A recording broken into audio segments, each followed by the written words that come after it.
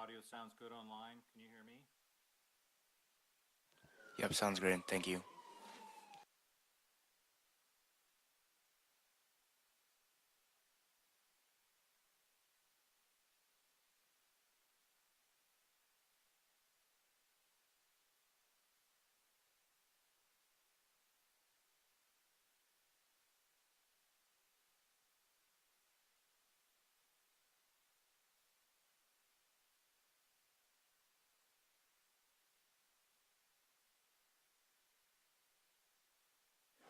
Test for the live stream, thanks.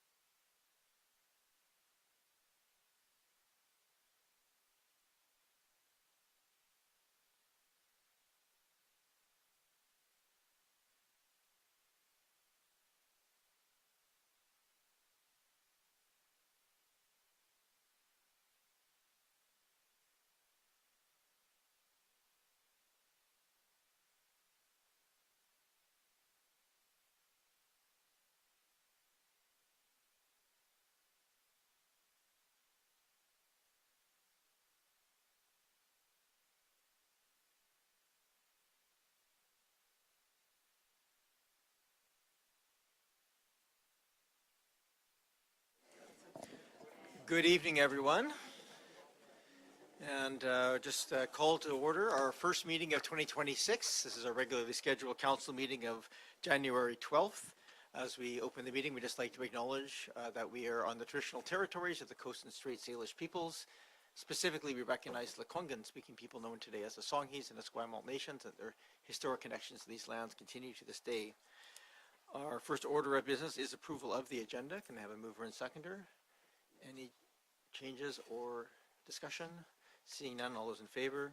Any opposed? Unopposed? We have minutes from 3 special council meetings of November 27th, December 8th, and December 11th.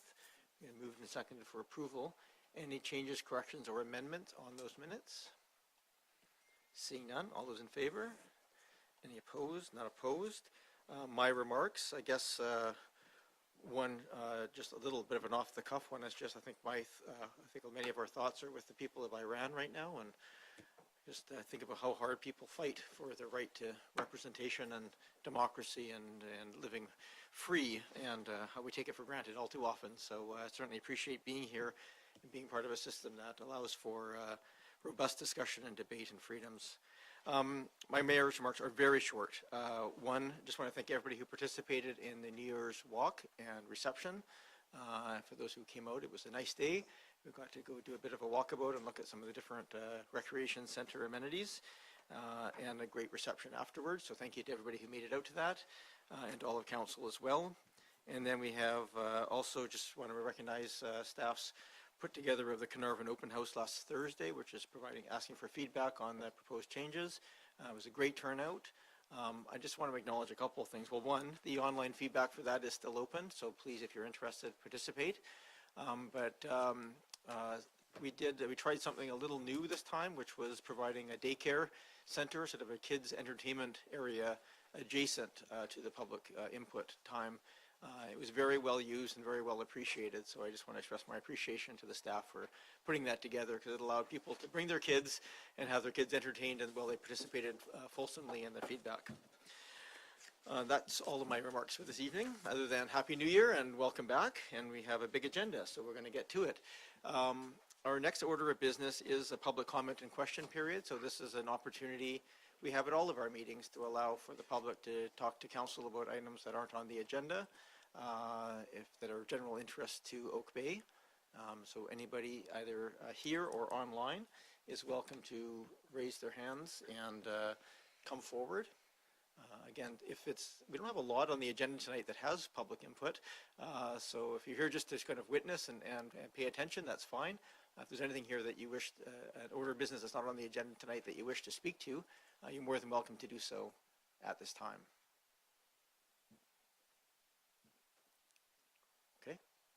Okay. I'm not going to browbeat people. We'll just come up. We'll move on to the next order of business. I just want to make sure there's one person online that looks like they're adjusting a video. I just want to make sure there's nobody that wishes to speak. Okay, perfect. So then moving to item 6.1, we have a Heritage Register building permit application referral for 1684 Yale Street. Mr. Green, are you presenting this? I am, yes. Okay. Good evening, Your Worship, members of council. The district has received a building permit for the property located at 1684 Yale Street that is proposing to create a new secondary suite as well as minor alterations to the exterior of the property. Given that the property is on the Heritage Register and in accordance with the district's Heritage Register Procedure Bylaw, staff are presenting the building permit application for council's consideration that is required under the bylaw, and for council to determine whether a temporary protection order is necessary. Given that the proposed alterations are not anticipated to have an impact on the heritage value of the property, staff do not believe that a temporary protection order is warranted and recommend that the building permit application be allowed to be issued by the building department. Happy to answer any questions that council may have on the application. Yes, thank you. Nice to see a nice heritage building seeing continued life. Any questions? Go ahead, Councillor Green.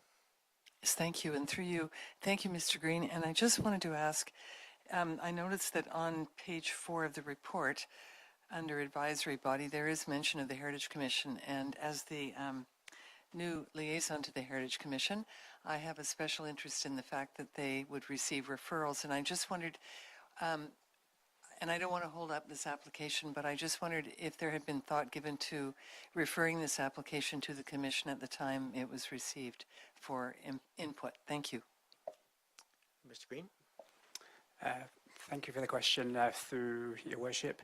The Heritage Register Procedure Bylaw basically says that if on review of the application should proceed to the next available council meeting for council's consideration. So in this case, staff haven't referred it to the Heritage Commission prior to council. I guess it would be within council's remit if they so choose to refer this application to the Heritage Commission. That being said, if it is referred, it would delay the processing of this building permit that has been in the process for quite a while. Green? Yes, thank you. And I don't want to, through you, I don't want to delay the process. So I would, but I would ask that it be shared with the commission for their information if that's possible. I would appreciate that. Thank you. Yeah, I think they'd be quite interested in just knowing this is happening. Any other questions for staff? I don't see any, and there's no public input on this, so perhaps I can get Councillor Green just to move the motion. Well, thank you, Mayor. Yes, I'll move that Council direct the Director of Community Building and Planning to proceed with building permit application BP 017288, subject to compliance with all bylaws and regulations, and without further withholding the permit under the provisions of Heritage Register Procedure Bylaw 2004 and Section 606 of the Local Government Act. Thank you. Is there moved and seconded? Thank you. Any other discussion? Just wish the applicants all the success with this project. It looks great.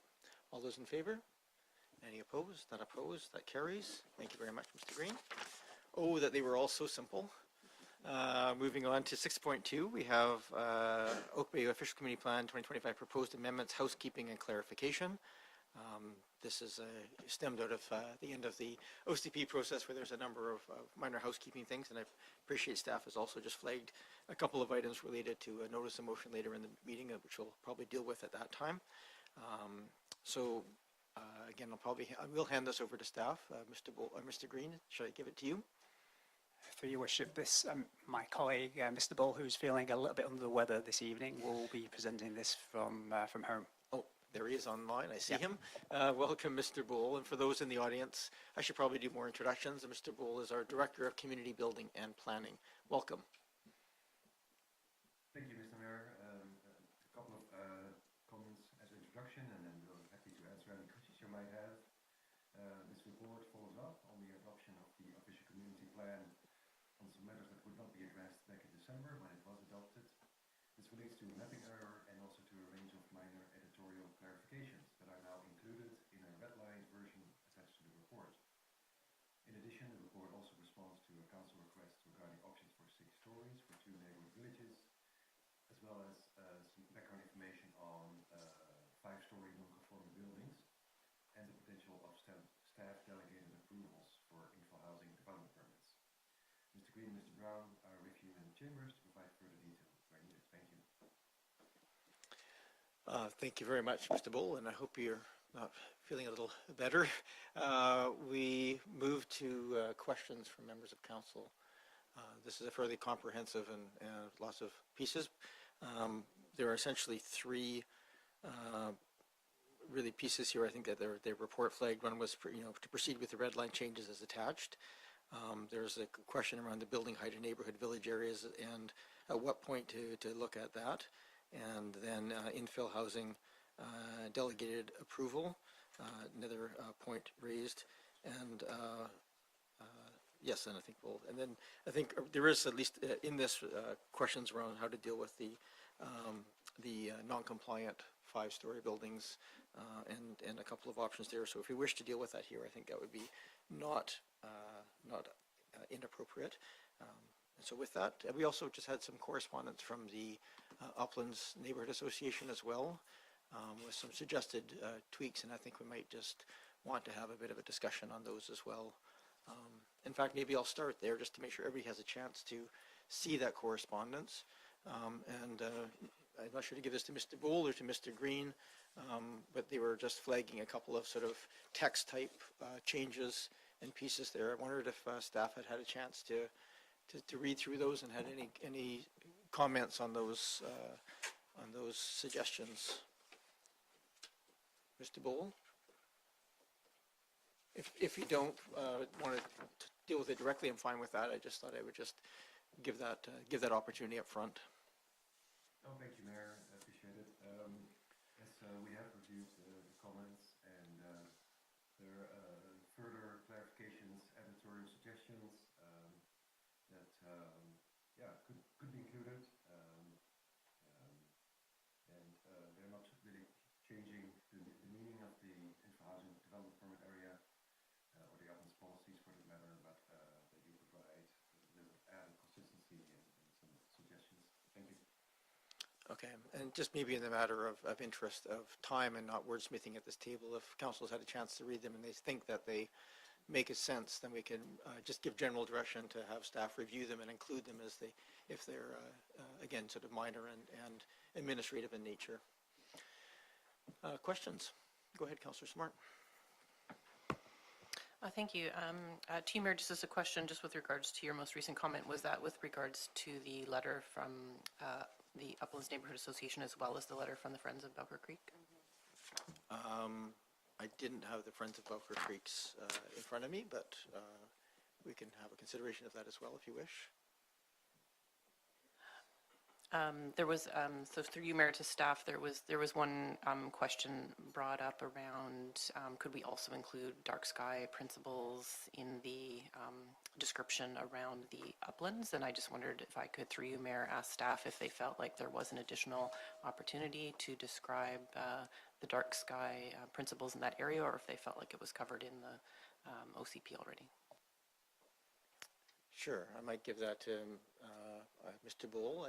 I know that there is green sky principles included in the uplands to some degree, but perhaps you can touch on that.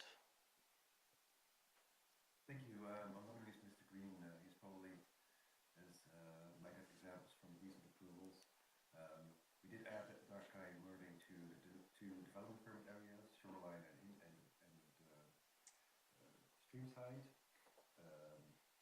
We don't really have a clear similar tool for uplands, but maybe this is already covered in the guidelines. I'm not sure. So Mr. Green might have more information there.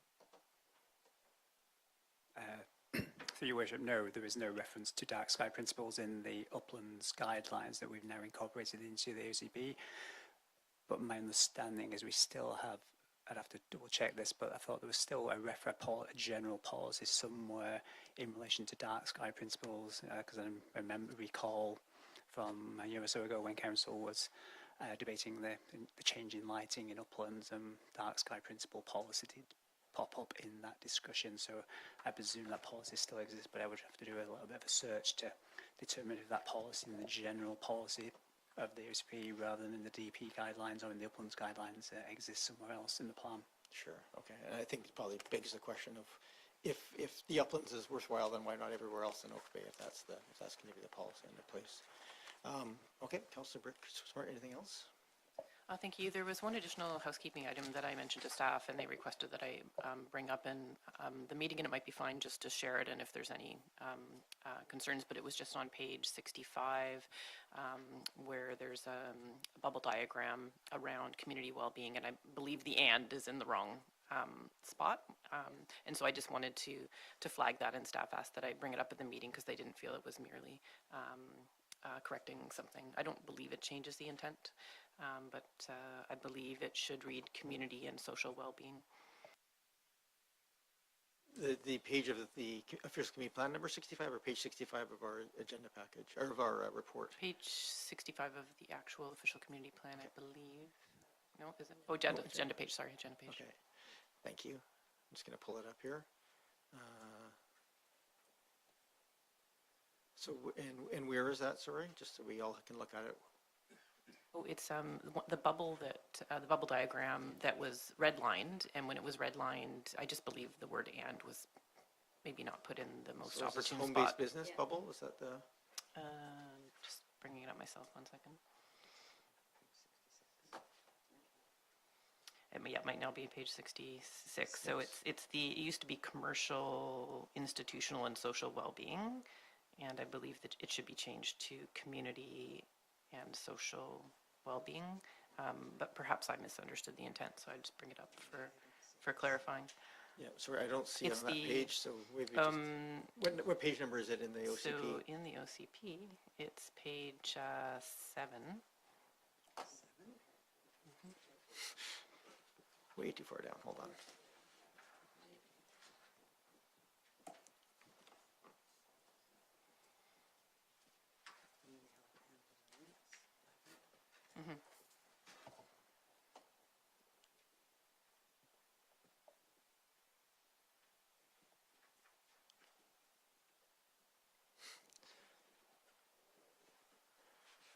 Sorry, Your Worship, are we talking about, is it this diagram, sorry? Yes, that Okay, yes. diagram, and so which, yeah, just Yeah, so I'm clear, so it's the community social, community and social well-being, is that the? Yes. Okay, so yes, it'll be included in Yes, the, correct. We have Okay. identified that error. okay, thank you. Anything else, Councillor Smart? Any other questions for staff on the, on 6.2, on the proposed amendments? Go ahead, Councillor Braithwaite. Thanks, Mayor. On page 4 of the staff report, it talks about other matters for consideration, and it's built height in neighborhood villages, and it shows that it says that council has requested a report back with options for allowing additional building height. So it's offering 2 options as outlined in option 2 of this report: align building height with Oak Bay Village, and number 2, reconsider building height for neighborhood villages through village area planning. And I'm just wondering if staff can speak to, I mean, I'm leaning towards number 2 on this, that it would go, that we would look at this through the village area planning. And if staff could just remind me when that will be coming to council, or when we will be doing that on our council priorities, looking at the village area planning, just so I can have an idea of when this might come back, if we went with this particular option.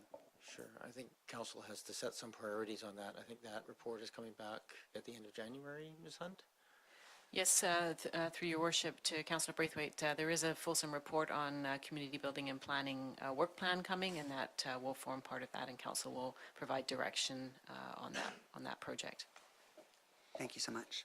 And then I think I had one more question in regards to, yes, on the delegated authority, which I believe is on page, oh, I've lost it now. It's on page 6 of 173, 6. infill housing delegated approval. Yes, thank you so much. The infill housing delegated approval. Yes, I'm wondering if staff can talk to, if we were to postpone this to a later date, would that have, what kind of an effect would that have on some of our applications that are coming forward? I know in here it says that there's approximately 1 to 2 months of processing time, but I'm hesitant about the delegated approval, so I'm just wondering if staff can give me a better idea on how this might affect things that are in process already. Mr. Bowl, just I'll give that to you. Yeah, thank you, Your Worship.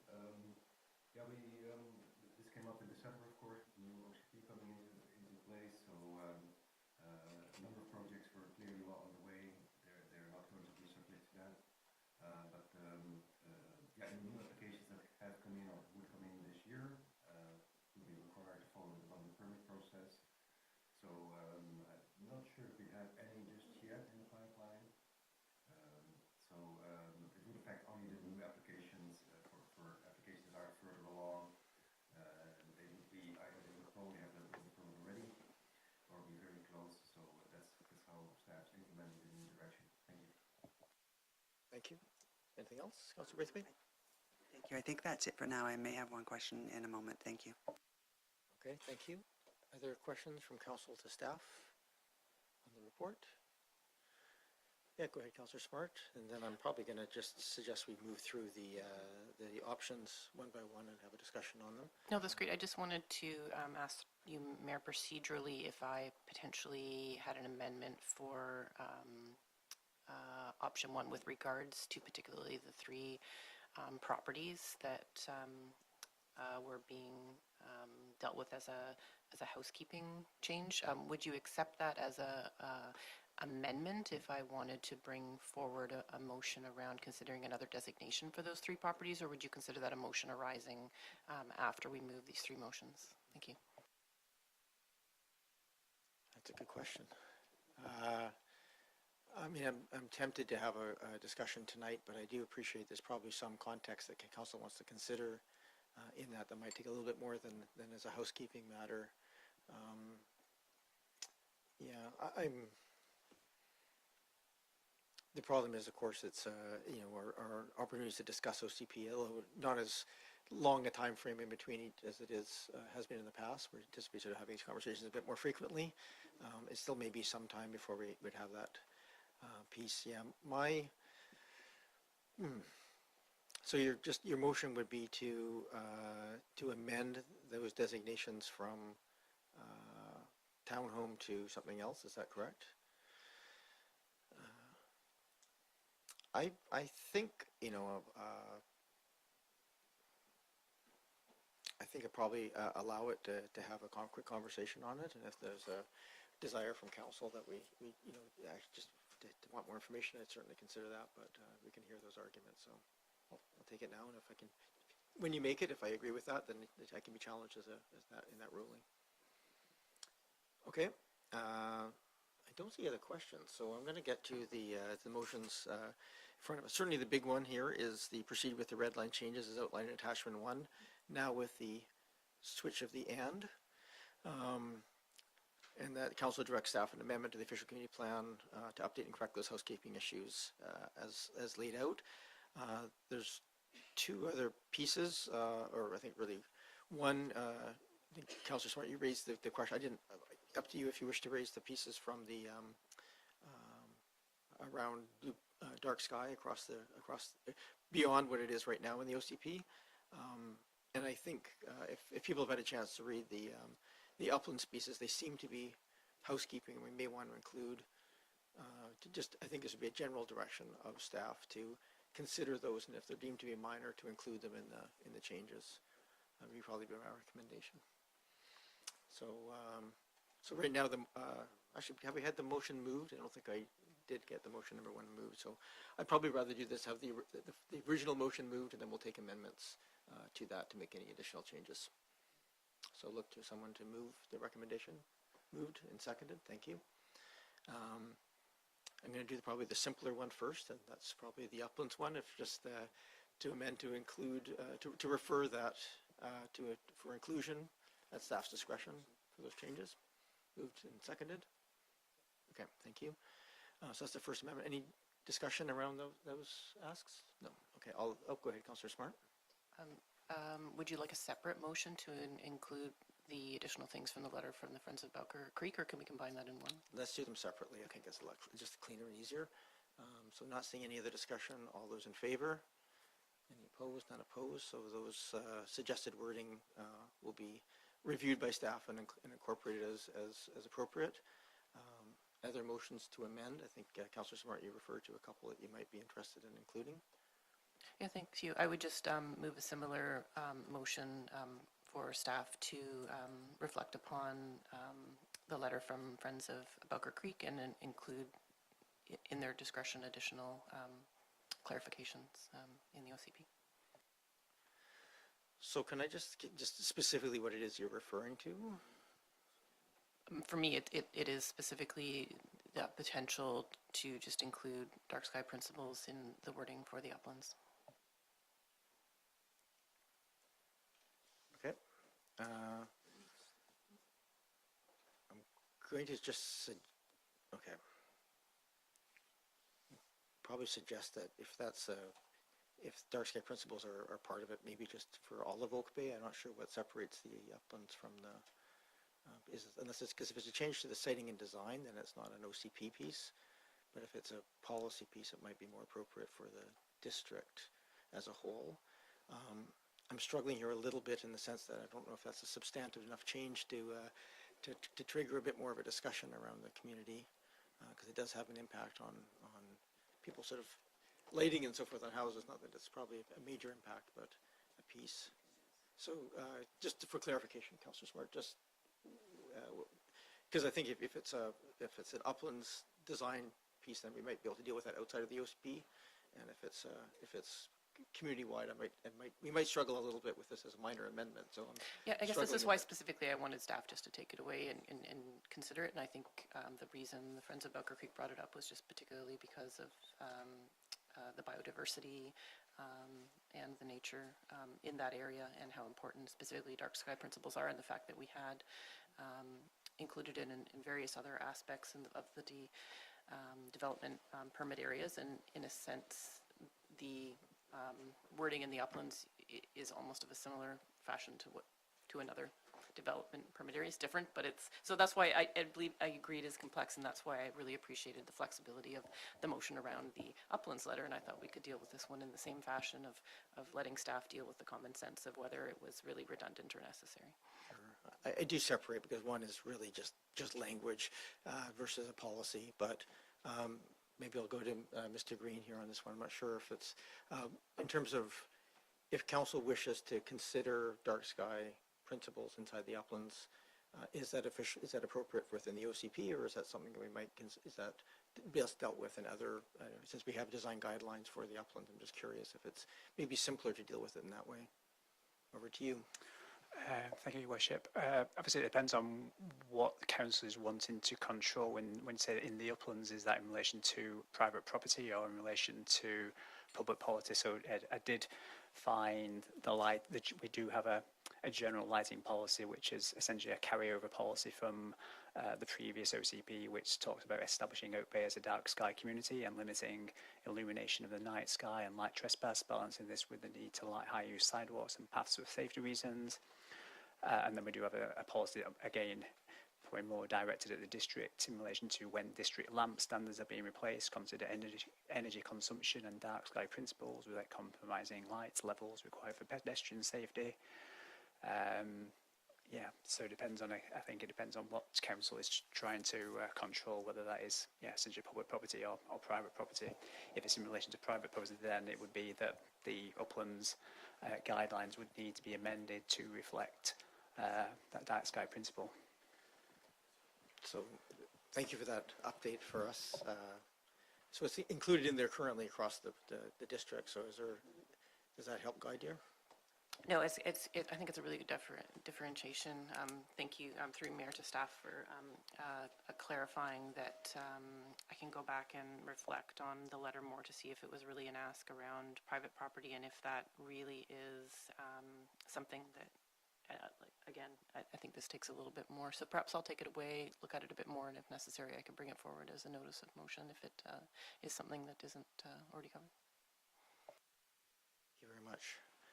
I do note the awkwardness of the fact that we just considered dark sky versus heritage and a discussion and decision to approve lighting design that's being installed right now in the uplands, which is not dark sky compliant, which is the only public sphere outside of the parks which are dark sky compliant. And was there anything else in terms of change? Oh, sorry, Ms. Anderson. My apologies, Mayor. Staff are just seeking clarification on the amendment that passed prior to conversation on this past amendment. Is it okay if we get clarification on the wording Please, of that? let's do that. And I apologize, I sort of made a suggestion there that the letter from the Uplands Neighborhood Association and the minor text amendments that they suggested be referred to staff to be, for them to review for inclusion, not to finally approve them, but just for staff to review them and include them at the time of when they bring back the bylaw for consideration. Yes, Your Mayor, that's fine, that's correct, and we're happy with that one. It was we weren't sure if Councillor Smart had raised a motion around the Backhoe Creek and the three properties, the one on Backhoe Creek and the That two wasn't on a motion made yet. Okay, that's That motion what was we were not yet made, inferring. so we're dealing with them, I think, in increasing levels of difficulty and complexity. So I hear basically so that's not going to, there's no motion around the dark sky piece at this time. So we have one motion that's passed for amendment, so we have a motion that's as amended in front of us. And Councillor Smart, you indicated you wish to potentially raise another amendment for the three properties that are flagged. Thank you. Yeah, I wish to raise an amendment for council to consider that the 3 properties discussed for map amendment be designated to multi-residential 1. Okay, thank you. Is there a second? Moved and seconded. Thank you. Go ahead. Yeah, thank you for the opportunity to motivate. In seeing this particular area highlighted that came across as more of a clerical error, it just became clear to me looking at the map that this is one of the few locations in the district where we have a neighborhood village node that isn't really reflected on the other side of the street. We also are aware at this intersection that there is the Oak Bay Lodge site with potential development, and it seeks, I guess, curiosity from me of being able to, in that location, have at least some work-live possibility if a development is to come up in that area. We've been hearing loud and strong from the community that there's an interest in not trying to disturb our single-family residential fabric as much as possible, and so in order to do that we need to look at the opportunities that we have at busy intersections that already have a lot of density. And so I think the fact that if we considered this to be multi-residential 1 and this property was developed, it would allow for at least some work, live and complementary potential commercial activity to happen and create a true sort of neighborhood village center. And so I bring it up as multi-residential 1 from the point of view of that being potential of 4 stories and not opening it up to the neighborhood village center at this point. But yeah, I appreciate hearing comments around the table. Okay, thank you. I had Councillor Braithwaite next. Watson. Thanks, Mayor. Thanks for bringing that forward. I won't be able to support it in that we actually had a very, I think, robust discussion around this when we had our discussion around the OCP. And at that time, we determined that we would keep it as a townhouse residential, so I won't be supporting the motion. Thank you. Thank you, Councillor Watson. Thank you. I'm glad that Councillor Smart brought this up. I disagree with Councillor Braithwaite. I don't really think we got to have a robust discussion about this.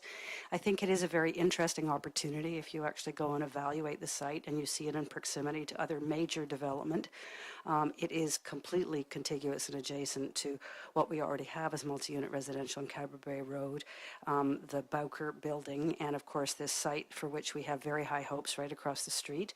I think it's also really an interesting opportunity and one we wouldn't want to lose to actually provide for more potential here, because we have a situation where one person actually owns all 3 sites at the moment, which allows for creative and attractive proposals to kind of mirror what's going on the other side of the street. I mean, not mirror, that can't be right. Like the 2 sites are a bit different, but they do kind of create a gateway into the rest of the neighborhood, and they are flanked by, in this case, the 3 properties, what is actually already designated on the maps as townhouse residential. So we've got that gradient down into the rest of the area. So I think it is a very interesting proposal, and I'd be prepared to support that. It doesn't prevent the other thing from happening, which is townhouse residential, but it does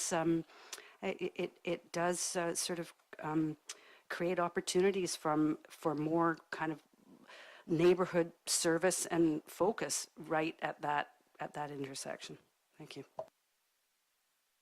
Thank you very much, Councillor Watson. Councillor Green. Thank you. My concern is that did we not just adopt the official community plan 3 weeks ago? Was it 3 weeks? December the 11th? I'm not comfortable with making amendments now. And I don't believe that we did have a robust discussion about these properties. We did hear from the owner, who was very concerned about their future. But my understanding was that would be considered at a later time through staff input. So I cannot support the motion. Thank you. Thank you. Other discussion? Councillor Patterson? Yes, thank you, Mayor. I won't support it at this time. We have just gone through this OCP review. I would like more time to absorb what we have just approved, And yes, these were included, and there are opportunities. However, I don't think that is a decision that has to be made with any immediacy to it. And there have been a number of changes in that neighborhood, and perhaps more going on. And I think that we have to revisit it with more focus and decide where it is going in the future. And yes, I do think there needs to be more discussion about this, but I don't think that's a decision that we should make to open the door to tonight to changes already for the OCP. Thank you. Councillor Appleton? Thank you, Your Worship. So I would support the motion on the floor on the with the reasoning that it is not, in fact, an amendment to the OCP. It is an artifact. The reason that we're dealing with this matter before Council tonight is because there are housekeeping amendments required because of an error that was incurred due to the methodology that was followed in the process to do with the OCP. So I do not consider these specific 3 properties to have been considered in that because it was omitted. And the reason that we're dealing with it tonight is because we had to revisit the land use designation because of the way that the maps were drawn out. So I do not consider that there has been a discussion about it. I think that the point is well made about the validity of multi-unit buildings in this particular location. So I am in support of this. I don't consider it a revision of the existing OCP that was just passed. I consider it a correction to an induced error caused by the process that was followed. Thank you, Your Worship. Thank you. Go ahead, Councillor Smart, and then I'll speak. Thanks. I just wanted to have one additional point. The reason I'm bringing this up is because I do think there's always a cost to waiting. And that cost to waiting is the fact that buildings get built and hopefully they last 75 years. Hopefully they last longer than that. So if we have a development come forward that really doesn't utilize this site, what are they going to think in 20 years, 40 years, 60 years, you know, when that opportunity was lost. So I just think we really need to look at these key areas where there is potential to have a little bit more commercial activity and to house more people. Thank you for that. I'm going to say I'm torn on this one. I think that one of the reasons that I'm struggling a bit is that I think in the intention of this going back was really to fix what was directed and was a mapping error. And so this, you know, the minor here is just to kind of address the mapping error. I don't disagree, and I know it is an opportunity location where there's 3 lots owned by a single individual, at least my understanding, and so has more potential development than some other sites. And so I do think there is an obligation to consider that. But I also think that there is, where I'm struggling here a little bit is we haven't had a sort of a robust policy discussion around is this better to be, say, a village designation versus a multifamily designation. The difference here is, you know, 3 stories allowed versus 4. So I think that those, and we haven't yet set the zoning for those types at this point. So we don't actually even know exactly what those are going to look like at the end of the day.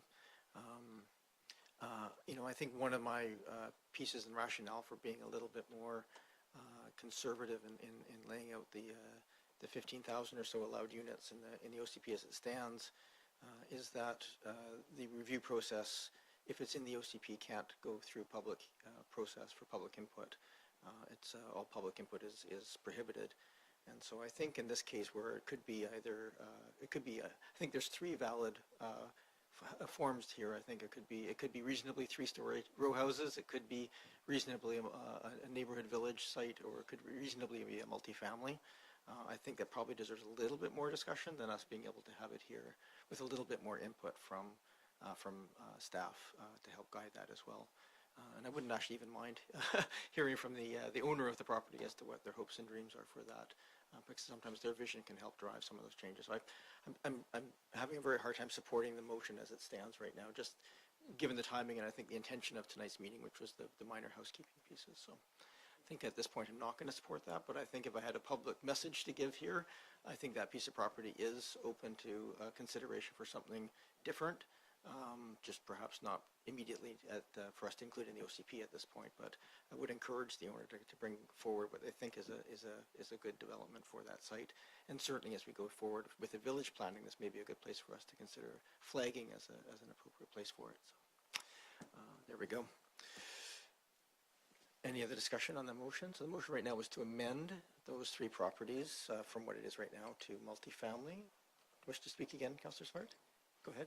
Just a quick comment. I just wanted to say if we don't vision what we want as a community, it's not going to provide certainty, and we're not going to get development applications coming forward. Developers are more often going to choose the easy route of what they can approve and the certainty. So if we really want something, we need to say it. Thank you for those comments. I'm going to call the question. All those in favor? And those opposed? I have Councillor Patterson, Braithwaite, myself, and Green opposed. So that will retain as multifamily townhouses, not multifamily residential 1, townhouse residential, sorry. Any other amendments to option 1? Clarify what we voted on, because I don't think it was clear to those. Could we possibly redo that vote with a clarification of what we actually voted on? Sure, the vote was to amend those 3 lots to multifamily residential 1 from the proposed townhouse. Yeah. So it's what's going to go forward in this is having them go from residential to townhouse residential. That's what's in the report right now. We'll continue to go forward. Do you want some more clarification? So sorry, just to clarify, we just voted on my amendment, which was to change it, and the amendment failed? Correct. Okay, thank you. Yeah, so it's back to townhouse residential. Yeah. That's good for that clarification. Go ahead, Councillor Braithwaite. Thanks, Mayor. I'm looking at the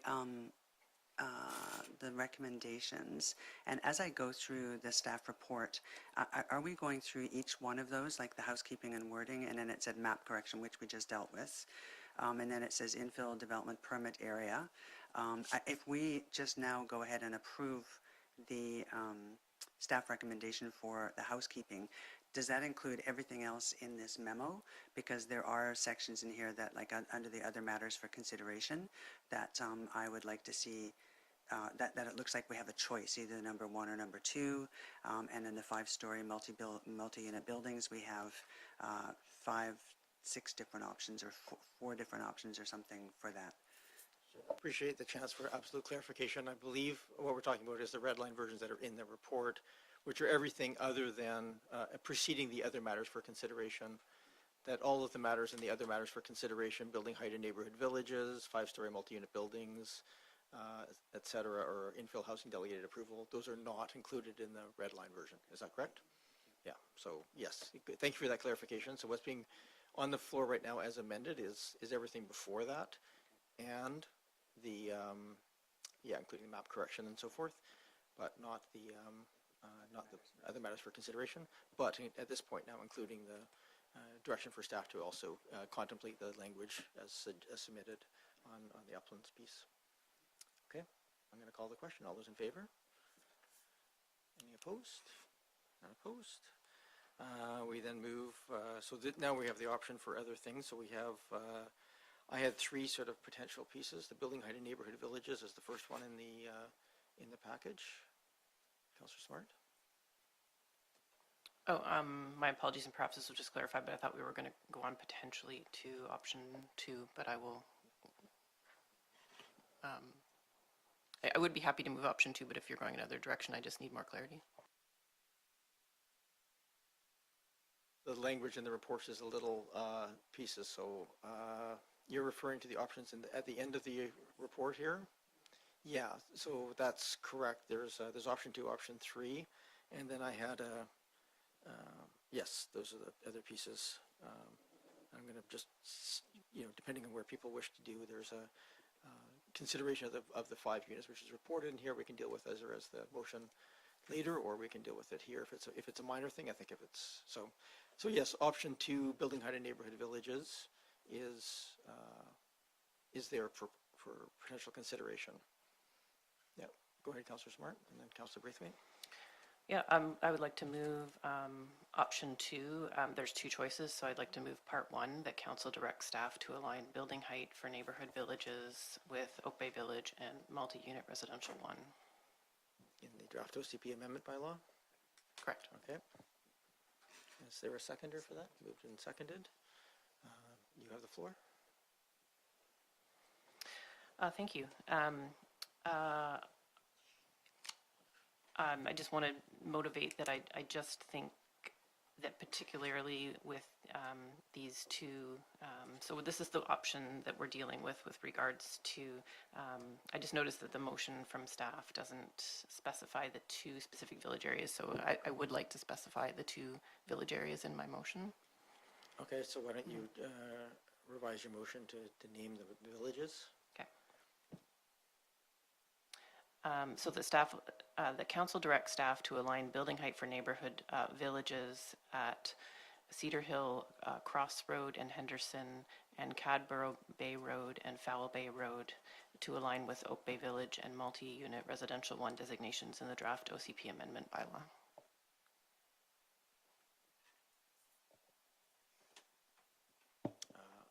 Okay. Can we just have a reminder again, this is because we've been away from this for a bit. What is the building height for Oak Bay Village and multi-unit residential 1 designations if this passes? I'm just going to have staff read it aloud just so we're absolutely clear. Thank you, Mayor and Council. Through the Mayor, so the new OCP has a height limit of up to 4 stories at Oak Bay Village, with the possibility of going to 6 stories if affordable or affordable housing or appropriate amenities are provided. For neighborhood villages, the height limit is up to 4 stories. Be essentially allowing for 4 to 6 depending on the amenities. Okay, that's the intention here, Councillor Smart. Okay, thank you. So I'm happy to motivate if now's a good Please time. go ahead. Yeah. So the reason I'm bringing this forward particularly is the way the OCP unraveled. I believe at one time this was a town center and we were considering 6 stories, and then it became a neighborhood village, and then it's kind of by default became 4. And I didn't feel like we at this table sort of made a conscious choice that we wanted it to be 4. So I just wanted to make sure we had a chance to discuss it around the table. My interest in allowing 6 in the OCP, and this of course we still haven't had the zoning discussion of what heights we want to allow zoning wise per lot, but my interest in having 6 in the OCP is particularly at the Cadborough Bay and Fowl Bay intersection. This is going to be one of the densest intersections across the street from the City of Victoria side, where in their OCP they haven't specifically indicated heights, and we're expecting quite a lot of height and density across the street. And there is the possibility of daylighting on this site. And so I want to make sure that there is a communication of the opportunity that the land use, particularly at the corner there, that we would be open to a little bit more height, particularly if there was an opportunity to daylight Belker Creek. And I do see this as a gateway site for the community, and one where we can look at our zoning with regards to how we want to manage the heights, particularly on lots. But as far as our OCP, I think I'd like to see a little bit more openness to a creative solution that really makes for a great project on that site. And similarly at Cedar Hill Cross and Henderson, it's really a gateway site to the community that's right across from UVic, where we're potentially even considering in our OCP 28 stories. I just want to ask the question, we might consider 4 to 6 across the street at our site. So I just thought it was really worth a discussion around this table if we were comfortable at those 2 sites considering some extra height, not in zoning as we're talking about today, but in our OCP. Thank you. Councillor Braithwaite, I think you had the floor, and then Councillor Green. Thank you so much, Mayor. I actually feel that we did make a conscious choice to make this area 4 when we had our discussion in December around the OCP. We then approved that it would be at no more than 4, and I can't support now considering it again, a month after we have passed our OCP, to actually approve that for up to 6. I would be much more comfortable, as I said earlier in this meeting, to reconsider the building height for neighborhood villages through the village area planning at that time when we do look at that process. So I will not be supporting this motion. Thank you. Am I speaking this currently is Councillor Green and Patterson? Thank you very much. I would be happier if you separated these two items. I could support the Cedar Hill location, but not the Cadbury Bay and Foul Bay location. I don't think this was by default. I do believe this was a purposeful decision on 4 stories at Cadbury Bay and Foul Bay in particular. And we talked about a buffering zone between, it's highly residential on that corner.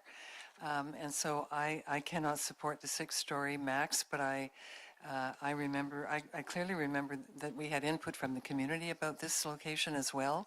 So I could support the one location, Cedar Hill and Henderson. I think that is not untoward, but I do think it would be untoward on this particular corner, given the impacts on residential neighborhoods that are right behind. And we don't know what Victoria is planning on the Save-On property, but my understanding is that redevelopment will run between Oak Bay Avenue and Fort Street. It will be massive, and much of the single-family dwelling units along that area may be removed for high density. So I really don't see the reason why we would need to do the same thing for 6-story buildings on the opposite corner. I think, in fact, it would be better to offer different options. So I can't support both locations. Thank you. Thank you, Councillor Green.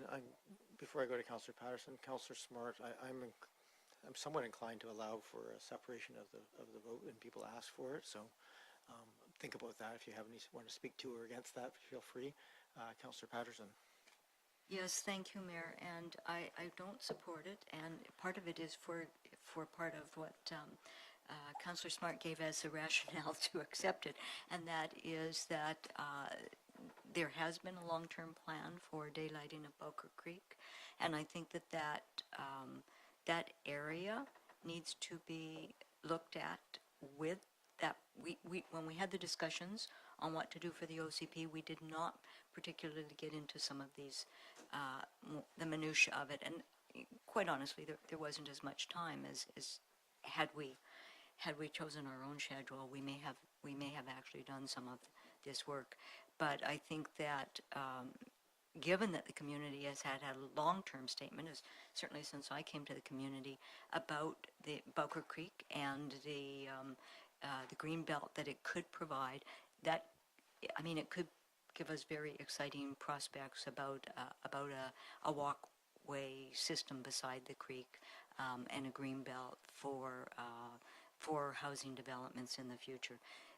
So I think we need to have more in-depth discussions. So I'm not comfortable changing what is in the OCP right now at this point in time, but hopefully we can get to some of those discussions as we start to look more closely at the implementation of the OCP.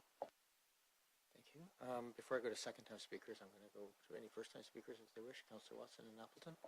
Yes, thank you. I just appreciate Councillor Smart raising this. I would say that what we got left with is something at the moment that is a little incongruent with what our discussions had been to at the time that we actually finally came to adopt the OCP. And I don't think it is really moving that far.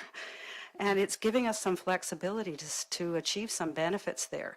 So I see it saying no to this right now, which is a small thing. It's 4, but up to 6 with, in exchange for. I don't think that's a really big ask in a critical corner of a gateway to our community, particularly when the density across the street is going to be well in excess of that particular designation if it went through. And I also hearken back to Councillor Smart's point again that if you want things to happen, you have to people have to put money on the line and risk things to make changes and bring into our community some of the housing and the amenities we need.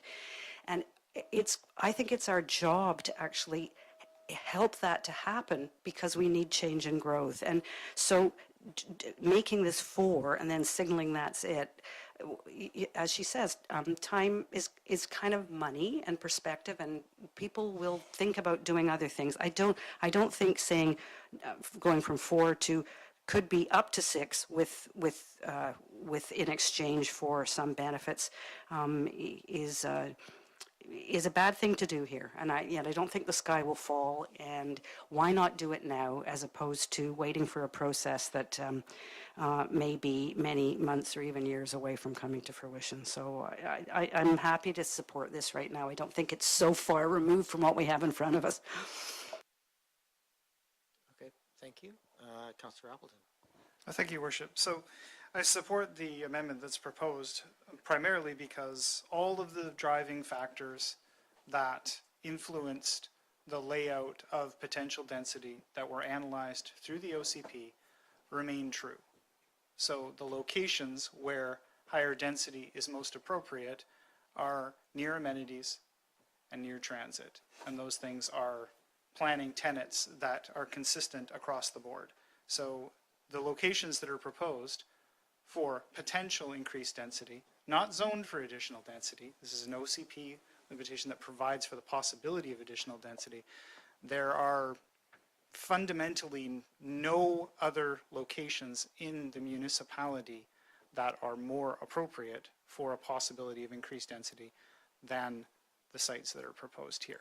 So if we do not provide that opportunity, and if we do not provide the possibility for density in these locations, then essentially we're saying we're not going to provide that density across the board. So if we're not going to provide it in those locations which are the most suitable, then it reflects on how we are approaching the provision of housing in general. Thank you, Your Worship. Thank you. Councillor Green for a second time, and I'll speak. Yes, thank you, and I'll be very brief. What I could support is the second paragraph below, which says, or that council directs staff to evaluate building height for neighborhood villages through the future village area planning council priority project. That I would support for both elements. Thank you. Thank you, Councillor Green.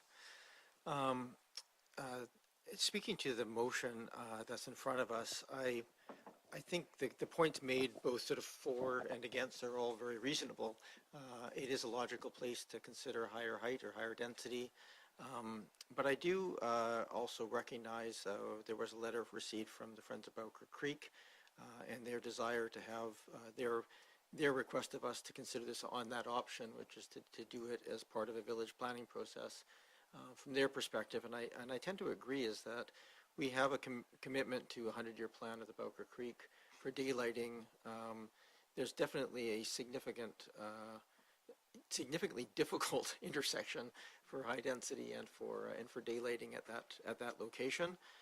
And again, we have probably one chance to do it. And I think that, from my perspective, leaving it pretty sort of vanilla at the moment and allowing for more nuanced design guidelines and specifics as part of the village planning process seems to me the appropriate place to be considering those.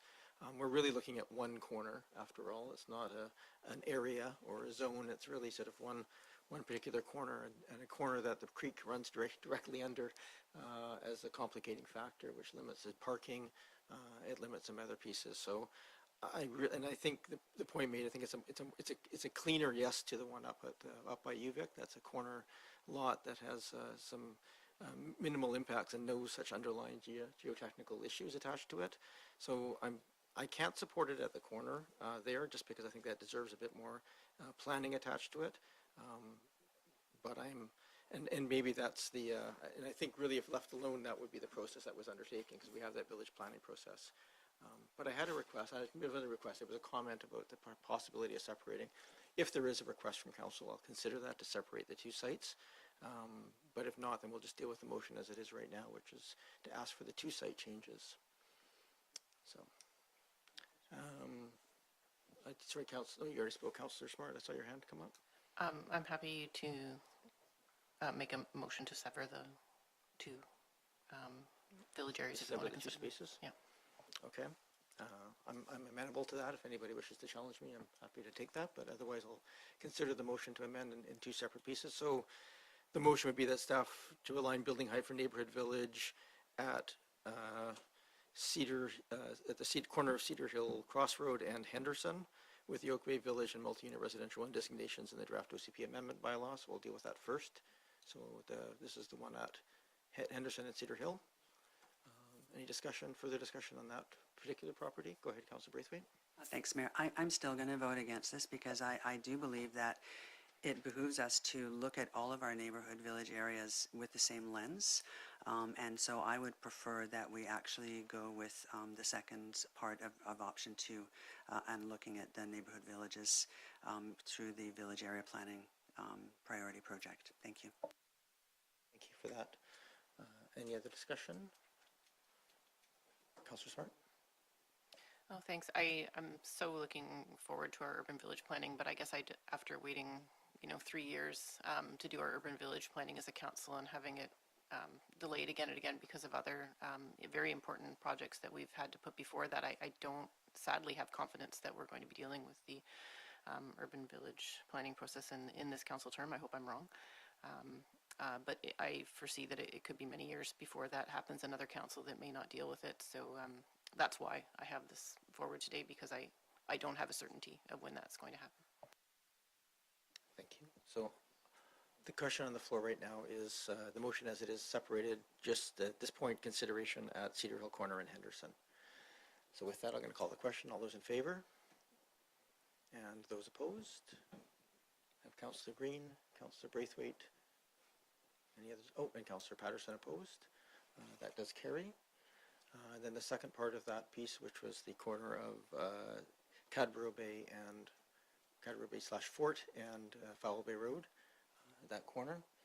Any other discussion on that? Not seeing any. Oh, Councillor Smart. I'll just mention one last thing. We have a 6-story seniors housing facility across the street. Okay, so. We absolutely do. Any other discussion? No. All those in favor? And those opposed? Councillor Green, Patterson, Braithwaite, and myself opposed, so that does not carry. So I might suggest that we refer I'll make a motion that council direct staff to evaluate building height for for neighborhood villages through the future village area planning council priority project. Moved and seconded. Any discussion on that? Just don't need to just be careful in the comments on the side. All those in favor? Any opposed? Not opposed. That carries. We have the next option there, which is infill housing delegated approval. Is there desire to do this at this time, or something that council would consider? I suggest maybe we give some timelines. If not now, then at some point in the future, it come back for council for consideration. Go ahead, Councillor Smart. I'm happy to test the will of council and move the motion. Okay, so this is to prepare an amendment to the Development Applications Procedures Bylaw to delegate review and approval of infill housing development permits to staff. Okay, moved and seconded. Go ahead, Councillor Smart. Yeah, I think that we did a great job around this table with our guidelines, and I trust staff to move this process forward. And I really think, again, if we want to keep things moving forward, we need to create efficient processes. And I'm in support of this because I believe in the guidelines that we put together. Thank you. Councillor Watson. I'll also support the motion for slightly, I agree with those reasons, but there are additional ones. I also think that when we first were faced with having to come up with a framework that would work, and we didn't have development permit areas, we specifically chose not to do that because we didn't want to thwart the ability for people to actually bring this development into our neighborhoods. Since then, we have adopted an OCP which really relies on this type of development to meet our housing goals and targets. And so it behooves us to make it as simple as possible, because apparently this is how we're going to get 3,700 units into our community over the next 20 years. So if this is how we are going to go about growth, we need to make it as simple as possible, and we have clear guidelines, and then we should allow our staff to use those guidelines to move development forward in our community. Thank you. Thank you very much. I'm going to make a little observation here. I think one of two options we do on this one. Obviously, there's still some requirement for council to consider this either, and so I think the motion on the floor is to go forward with it. It probably behooves us to kind of set a timeline if this passes to come back into this table to review those, just so we can kind of test them. I think the other option would be to not do this and do it at this table, but then obviously that slows down things, so that you have to weigh that. Councillor Braithwaite. Yeah, I think that eventually we might get here, but for me personally, I don't feel like we're at this point where that we should let this go from around this table. I think that our that we should have a little bit more control over what is being approved and what isn't being approved, and not to say that staff doesn't have the best intentions at heart, but I feel like right now with so many changes coming through our OCP, through Bill 44, et cetera, the residents within our community are looking to us to help them understand things a little bit more, and I think for them to be able to come and hear discussions about certain variances, et cetera, around this table would help.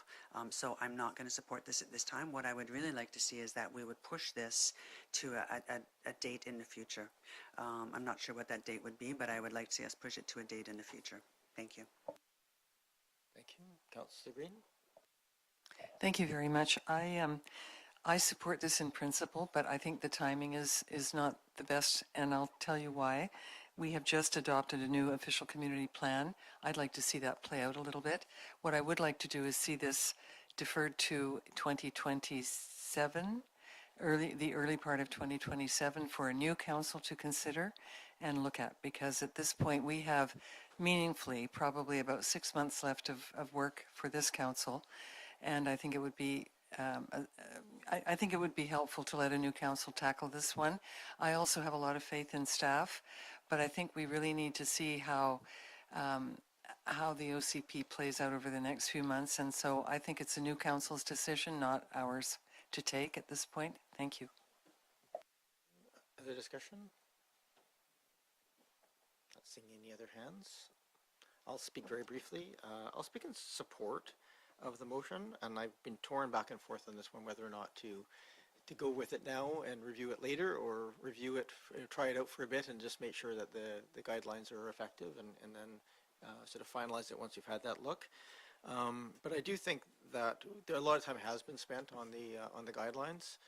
Right now we have no guidelines, and so I think important for us to see what a consistent application of the guidelines to new applications would look like. I think will be helpful.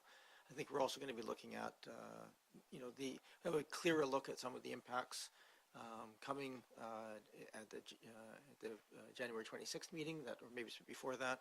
That's looking at sort of how this program is working. We'll have a better sense of that. But I think we've recognized that without guidelines, some of the applications have been a bit problematic, and so I think we've done this at a high level, and for consistency's sake, I think we can try it. And certainly within the purview of this council at any time.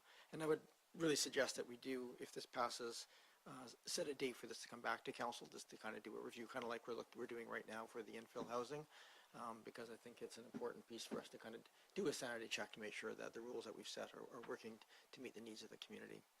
So that's where I'm sitting on this at the moment. Any other discussion? I'm going to call the question on the motion on the floor then. All those in favor? Any opposed? Councillor Braithwaite and Green opposed. That does carry.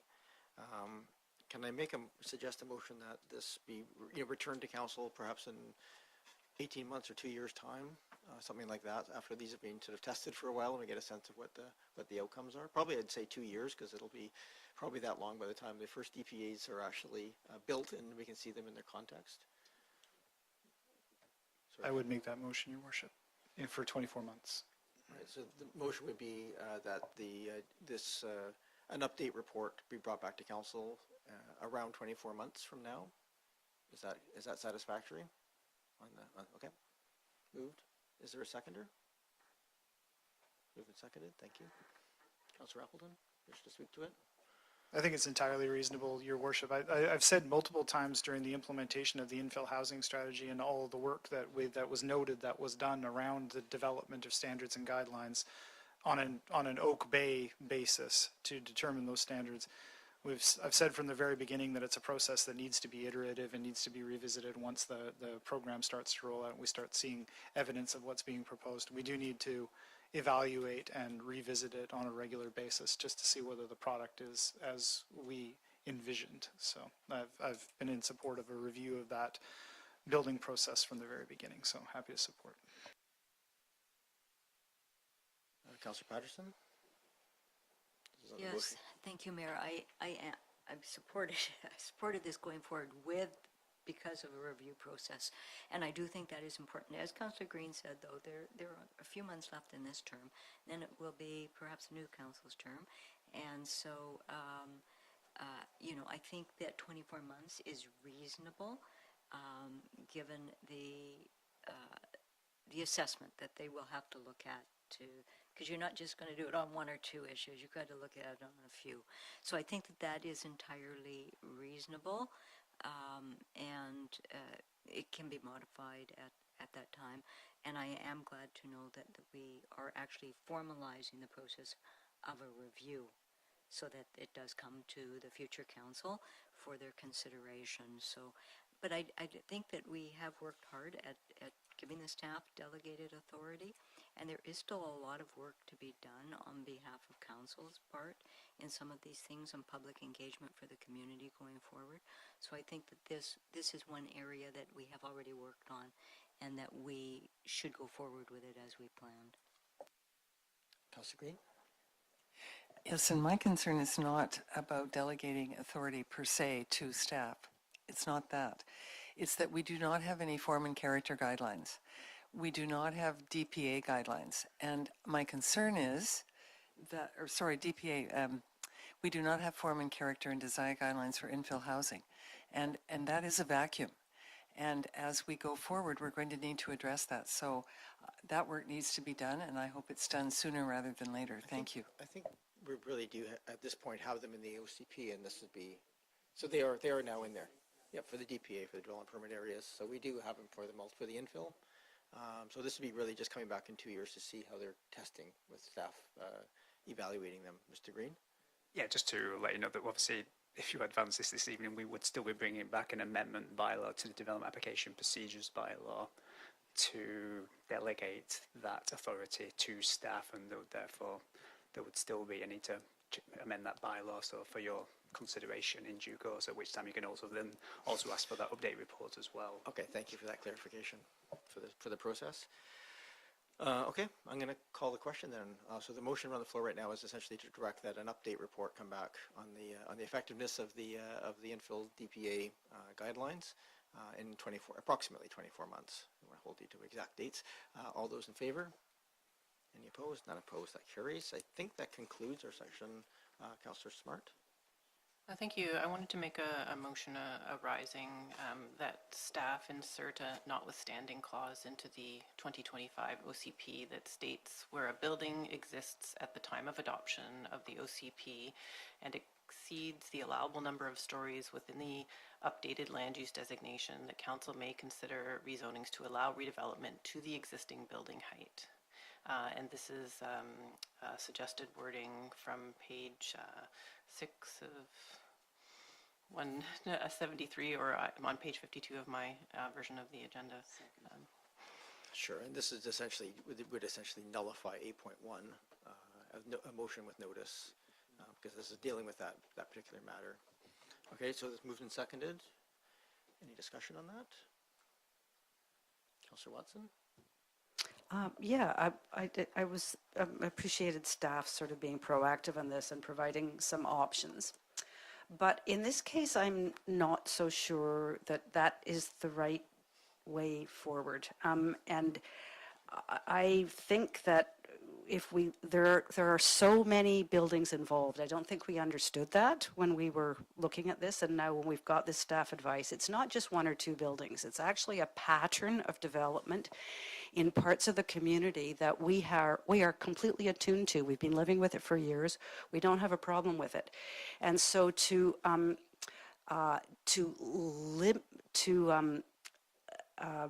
kind of limit it in this way just to these buildings in those circumstances, I think it may not, it's too limiting, actually. And I think that it might be better to, I don't know what the solution is. One possibility I thought of is to actually have a different OCP designation for these clustered buildings, because we don't have something that allows now the 4 to 6 story buildings in areas where they are valued and appreciated and completely integrated into the fabric of how we understand the community. So I think the notwithstanding approach is maybe too narrow, and I would rather have a bit more policy analysis done of what some alternatives could be to allow for development on these sites in the future, regardless of what happens to them by fire or flood. I don't think I'm going to support this motion. Yeah, Councillor Watson, I'm just going to take something you said just to get some clarification, because my understanding is the buildings are zoned or in the OCP as MR1. Is that correct? So there are 4 stories up to 6 stories with amenities, and so the concern is that if something was to happen to them, they would have to generate amenities to go back to where they were. They were actually allowed up to 6 stories in future, so they still have that allowance. I just want to make sure that we're clear on that, on where they're sitting in this limbo state. Yes, that is correct, Okay. Your Worship, yeah. Okay, thank you. Thank you, Councillor. Just to clarify, I thought we were talking about 5 stories, and we've got 6, so I don't want to lose that 6th story, which they have already, whether they've used it or not. So we may still be limiting development using the notwithstanding approach. Sure, maybe for some clarification, Mr. Green? Yeah, so say if a building was destroyed for some reason, and then an application would need to be made essentially, or to correct that, either correct 2 things, potentially the land use designation, if they wanted then to rebuild that building, if it was a 6-story building and it was destroyed and they wanted to build a 6-story building, then essentially the OCP would say that the 5th and 6th stories would need to either be affordable housing, or that development would need to provide an amenity. And so in that case, that would obviously require an OCP amendment to do that. But with the notwithstanding clause, essentially, Yes, they just correct. get to rebuild to where Yes, it was. if it was a notwithstanding clause, then essentially we would be saying that they wouldn't need that OCP amendment to rebuild a like-for-like building, which is option 2 in that report. Does that help? But not quite, because still, these buildings, if this regime had not changed, would have been able to have 6 stories where they are. And they're even in this approach we're talking about, they are losing, in theory, policy development potential of that 6th story through no fault of their own, other than the fact that when we developed a framework for the new plan, we created two categories which don't really line up with what was there before. It was 3 to 8, and now we've gone basically to 4, or 4 to 6, up to 6 with amenities. And what we're proposing in this report with notwithstanding is that it's only what they've got, not what they might have had under the old framework. So I don't really think we're doing justice to the development potential that we have already accepted in the community for these sites. Thank you, Councillor Watson. Motion is on the floor right now to include the notwithstanding clause. Any other discussion on that? Okay, all those in favor? And those opposed? Councillor Watson opposed. That carries. Is there any other items under this section that people wish to raise? I think we had all of my notes. I think there were potential things I think we've covered, so I think we're ready to move on to the next item on the agenda. Thank you very much to staff and to council for your input on that. Moving to 6.3, Official Community Plan Amendment, OCP 0008, and Zoning Bylaw Amendment and Development Permit for 2442 Eastdowne Road. Mr. Green, I believe you're back on the floor for this, and I do understand we have a brief presentation from the applicant as well. as you switch over all of your documents.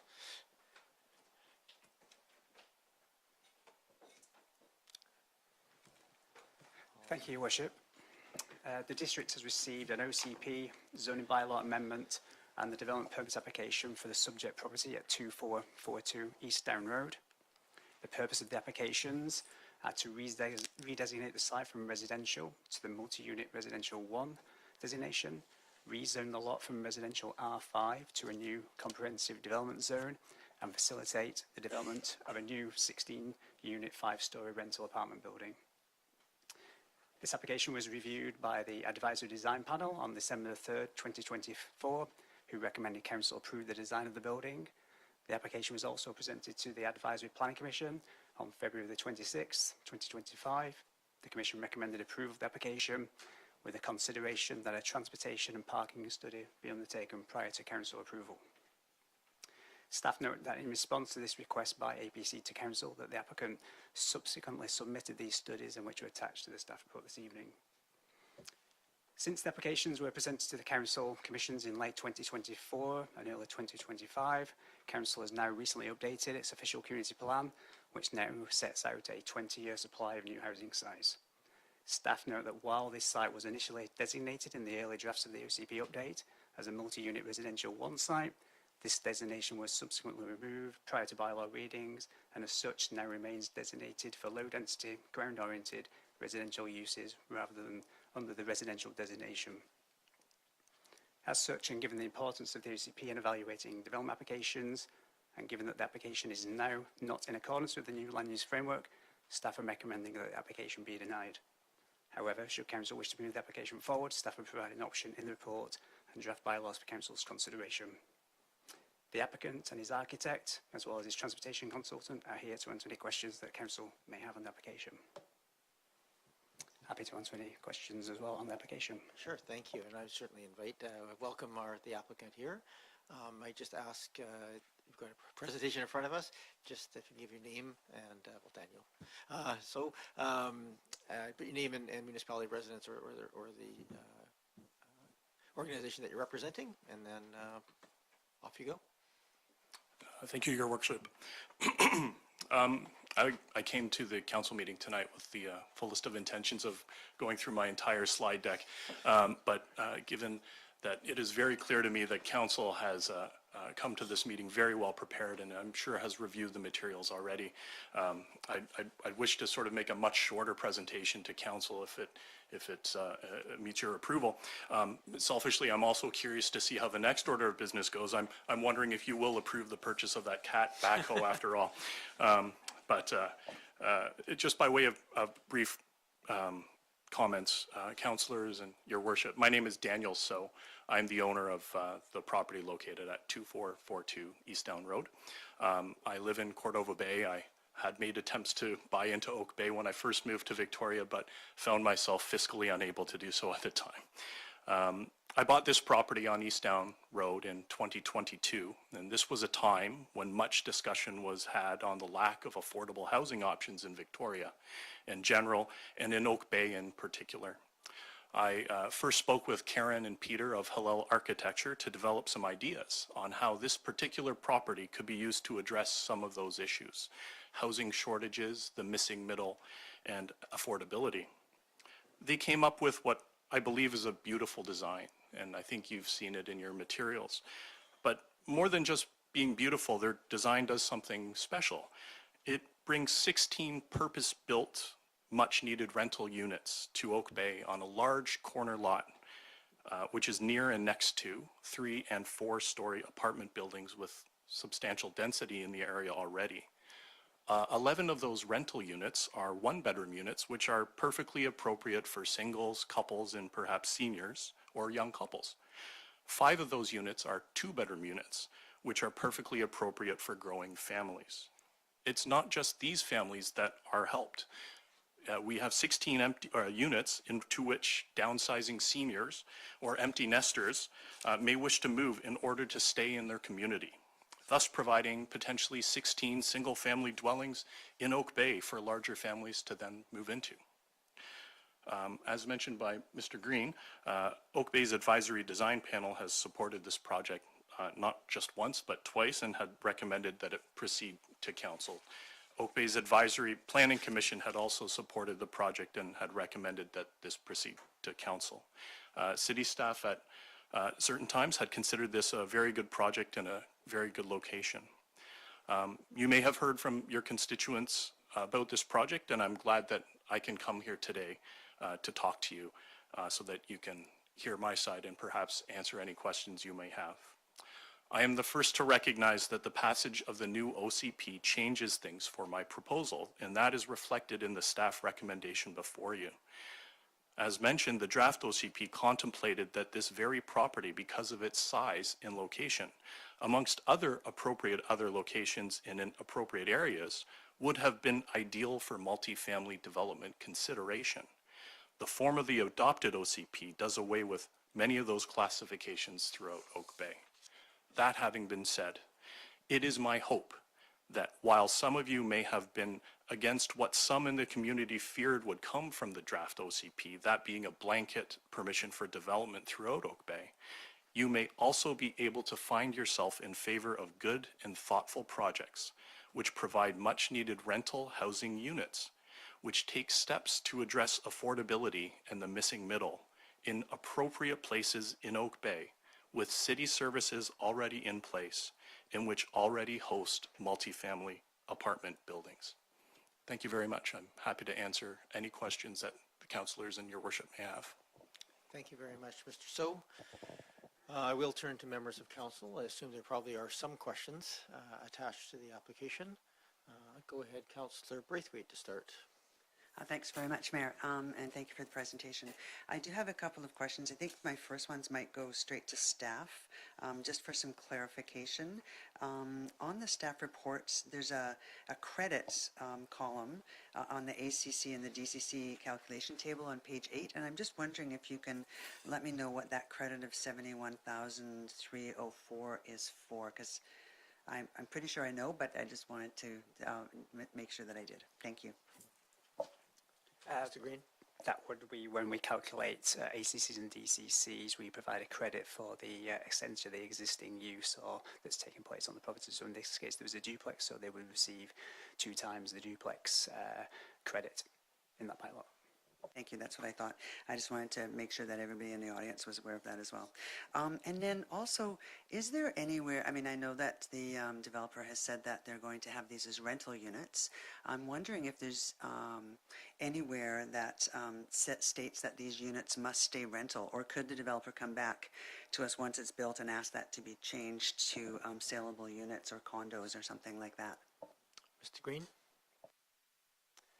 Thank you for your question, through your worship. So we're proposing, if council did move this application forward, the zoning bylaw amendment that we proposed is essentially a rental zoning comprehensive development zone. So the only permitted use will be rental units. So we would secure, I guess there's 2 ways of securing rental units. One is through a housing agreement bylaw or through zoning, and we're proposing to require the rental units through zoning essentially through a rental zoning tenure. Go ahead, please. Thank you, and through you, Mayor, to staff. So, and then is there at some point that the owner of that building could come back to council and ask to have that changed at any point in time? Mr. Green? Well, just, yeah, through your worship, to Councillor Braithwaite, then yes, like any property, a property owner can always apply to have their zoning changed on the property, and it would go through that usual rezoning process if they wish to change the zoning from a rental tenure zoning to a different type of zone, then they could apply for that zoning change. Thank you. I do have a number of questions. So, please go ahead. So I know that they're proposing 10 spots when the current bylaw says that 20 are required, and that would include visitor spots as well for that 20. Does that, in that 20 that we're under our new bylaw saying that they should have, that includes the however many visitor spots that are supposed to be in there? So the 10 that they're proposing doesn't actually have any visitor spots, or are any of those 10 designated as visitor spots? I'll give that question to the applicant. That's a very good question. I may have to defer that to my architects behind me. We certainly welcome him forward. Mr. Hillel, if you wish to come forward. If staff have the answer on this particular question, you're welcome to bring it up, but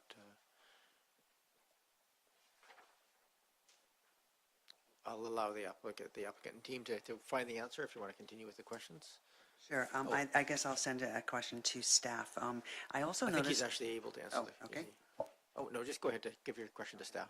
I also noticed that on the drawings that there was a committed parking space on the streets for short-term deliveries. And I'm wondering why is that something that we as a district actually do for a developer, is give them a designated delivery spot? Because that takes away a spot in a district that, or in an area that has really limited parking to begin with. Mr. Green? Through your worship, I might need to default to my colleagues in engineering on that one, whether I'm not to determine whether we have in the past. I don't believe we have in the past necessarily made, essentially district road right of way or secured it as way of visitors or deliveries. But I may need to default to my colleague in engineering on that one. Mr. Rennick, do we have short-term parking or loading zones? Good evening, Your Worship, and thank you for the question. We do have the ability in the Streets and Traffic Bylaw for short-term loading zones to be created.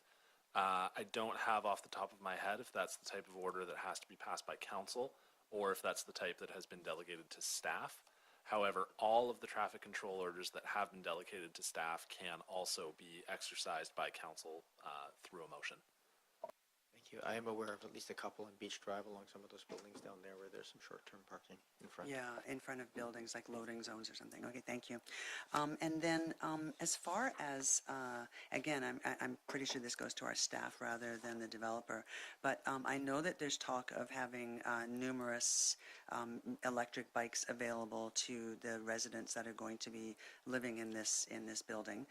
But who takes care of, who takes care of those bikes? Like, they can be in there as soon as the, and through you, Mayor, I'm going to ask this question, they can be in there as soon as people move into the building, but what's to say if the next day all of them get stolen, for example, that they don't have to be replaced, or if all of them break down that they don't have to be replaced? Who has to then, is it our bylaw officer that has to go in and deal with that, or is it up to the residents to deal with the owner on that? And how do we ensure that those bikes are still available to people in the future?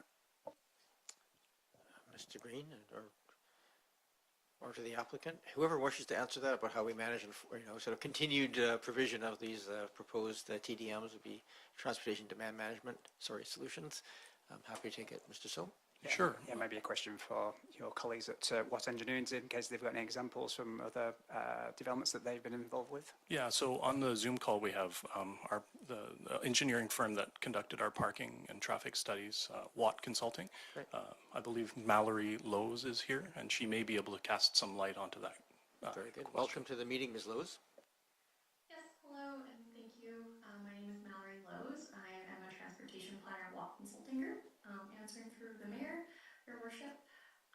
We typically recommend having program management plans associated with transportation demand management measures that would then seek to monitor and evaluate how the measures are implemented and how they're doing over time. This would also include ensuring that it's up to the building and the building owner or the property manager to then implement said measures as well. So it would be the responsibility of the building owner, the property manager, to ensure that those e-bikes are, continuously at the building and stored properly, etc. Thank you. Thank you. And I guess through you, Mayor, that brings other questions up to me in that, how then do we, the proposal is being written with this in place, but how do we as a district ensure that that is in place? Because it doesn't sound like we can be, because it's up to the building manager. So I have a few issues with that, but I guess that's more of a statement than a question. So I'll move on. And since you're there, I might talk a little bit about the shadow study. The shadow study, there wasn't really a shadow study in the report. It just talked about shadowing, and the shadowing that it showed only went from noon until until sunset, and it showed the shadow of the building going across one side of the street. But of course, the sun doesn't only come out from noon There till was an sunset. updated one from at 9 a.m. Oh, there was in one the from 9 a.m. presentation. Okay, I didn't see that. But so I was just wondering about the shadowing from noon, from say 6 o'clock in the morning to noon. So I'm not sure if it's It's in the there. presentation if you wish to look at it on the Okay. thing. But that's Thank you. the thing. I'll look at that when other people are asking questions. Then I will move on to my other questions, which were, one second. Oh, yes, the height of the building. And I know I asked a question to staff about this today. So, Mr. Green, if you could just let me know what the height of the building is to the top of the parapet, and then how is that in relation to the nearest building to it, which is a 3-story building? Do we know the height of those two buildings, please? Through you, Chair. Mr. Green, the architect may know that better than our staff do, but Perhaps the architect can correct me if I'm wrong, but my understanding, the building height measured to the parapet is 13.81 metres. The multi-unit residential building to the north, we did look at the building plans. They were very old, outdated building plans, but from the best of our ability, they are scanned plans, and so our measurements of those plans, we believe that that building to the north on Haultain Street, directly behind this subject property, is around 8 to 8.3 metres in height, which is it's a 3-story residential apartment building. thank you. Thank you. And this would go to the developer. I noticed that on your presentation that you have within our staff report, the picture that you have of your building at 5.5 or 5, I guess it's 5.5, well, five stories to the top floor, and then the parapet on top of that. And when you look at the building behind, which is a 3-story building, in your rendition on that front page, it shows that building is basically at 5 stories. So I'm wondering why you drew it that way, because it's very misleading. To me, it's very misleading, especially after hearing there's at least a 5-meter difference in the height of the buildings. So I'm just wondering if you could talk to me about the reasoning for showing that rendition of that building, please. Sure. I didn't myself draw that building. I certainly lack the technical expertise. We and my architect engaged a professional group that created that rendering. The apartment building immediately to the north, while it is in fact 3 stories at the front, it is 4 stories at the rear, and we have photographs actually over my fence showing that Haultain building at the rear, which is a full 4 stories. So I'm not sure where the measurement of 8 meters would be, because that would leave only 2 meters per story, which would be sort of less than my height on each story. So I'm certainly not taking into question the scanned plans, but I have photographs in the presentations before you that shows that the building on Haultain immediately to the north and adjacent to my property is indeed 4 stories. And sorry, apologies for interrupting again. I understand that the proposal is for a 4-story with a rooftop component, and I just wanted to make that clear that we're not asking to build 5 stories of residential units at all. That's not the intention. Thank you. Thank you. I think, yes, I agree. It's not 5 stories of residential. However, the top story is actually usable because you have people sitting on the top story. So it's actually usable space, is it not? Yeah. So, and then also as far as the building behind, I think that it is 3 stories from one side, from the Haultain side, and the land slopes in a certain way, so it looks like it's 4 stories from the back, but it's really only it's slated as a 3-story building, and there's 3-story buildings all the way up that road. Up to the only 4-story building is closer to the top of the hill on Haultain, I think, when we look at the That's what's in the report, yeah.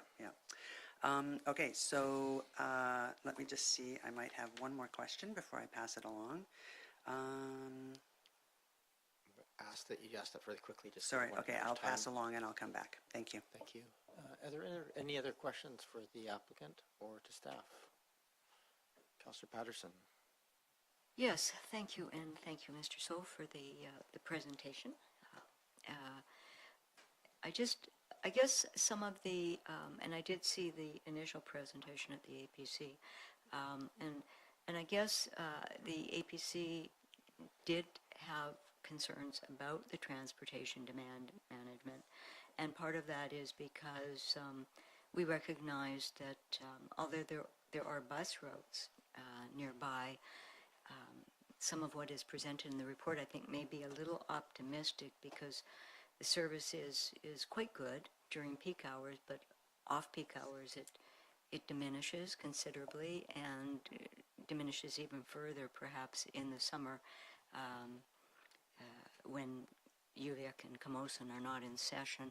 And of course we heard from Camosun that their hopes are, almost at the same meeting, that their hopes were that housing on at the Camosun would reduce the need for as much bus service to the area too. So that was somewhat concerning to the committee. We recognize that sidewalks in the area tend to be narrow and rough surface, so not the best walking service area.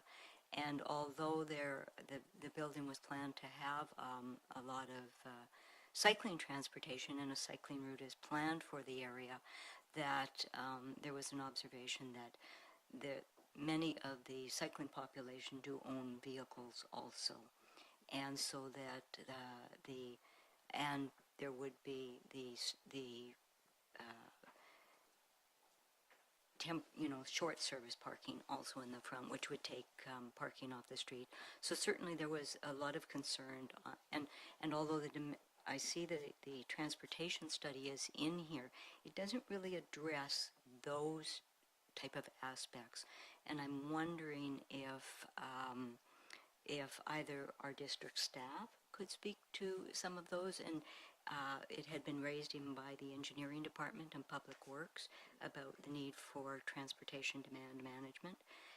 So I'm just wondering what work has been done since the APC saw this to confirm that what we are seeing tonight accurately reflects the changes to the transportation plan.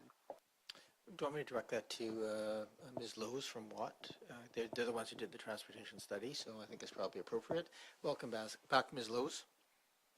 Sure, thank you. Through the mayor, thank you for your question, Councillor Patterson.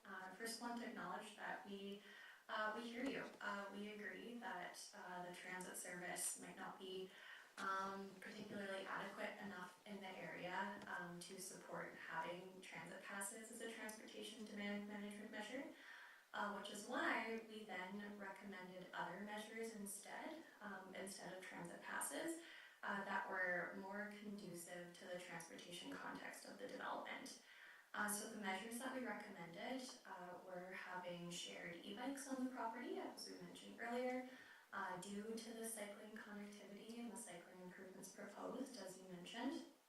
Again, this isn't to say that people who own a bike won't own a car, but we did also recommend implementing non-standard bicycle parking for the development, as cyclists who are more likely to own a bicycle in place of a car are likely using a cargo bicycle or a larger bicycle. So this non-standard bike parking would be more supportive of having those larger bicycles that we recommended for the development. The last measure that we also recommended was having a car share vehicle on site. So working with Moto car share company to ensure that there's a car share vehicle available for the residents of the development, and that all of the residents of the development would have access to car share memberships so that they could all use this car share vehicle. So we chose those three measures just because those seem to be the ones that were most conducive to the area.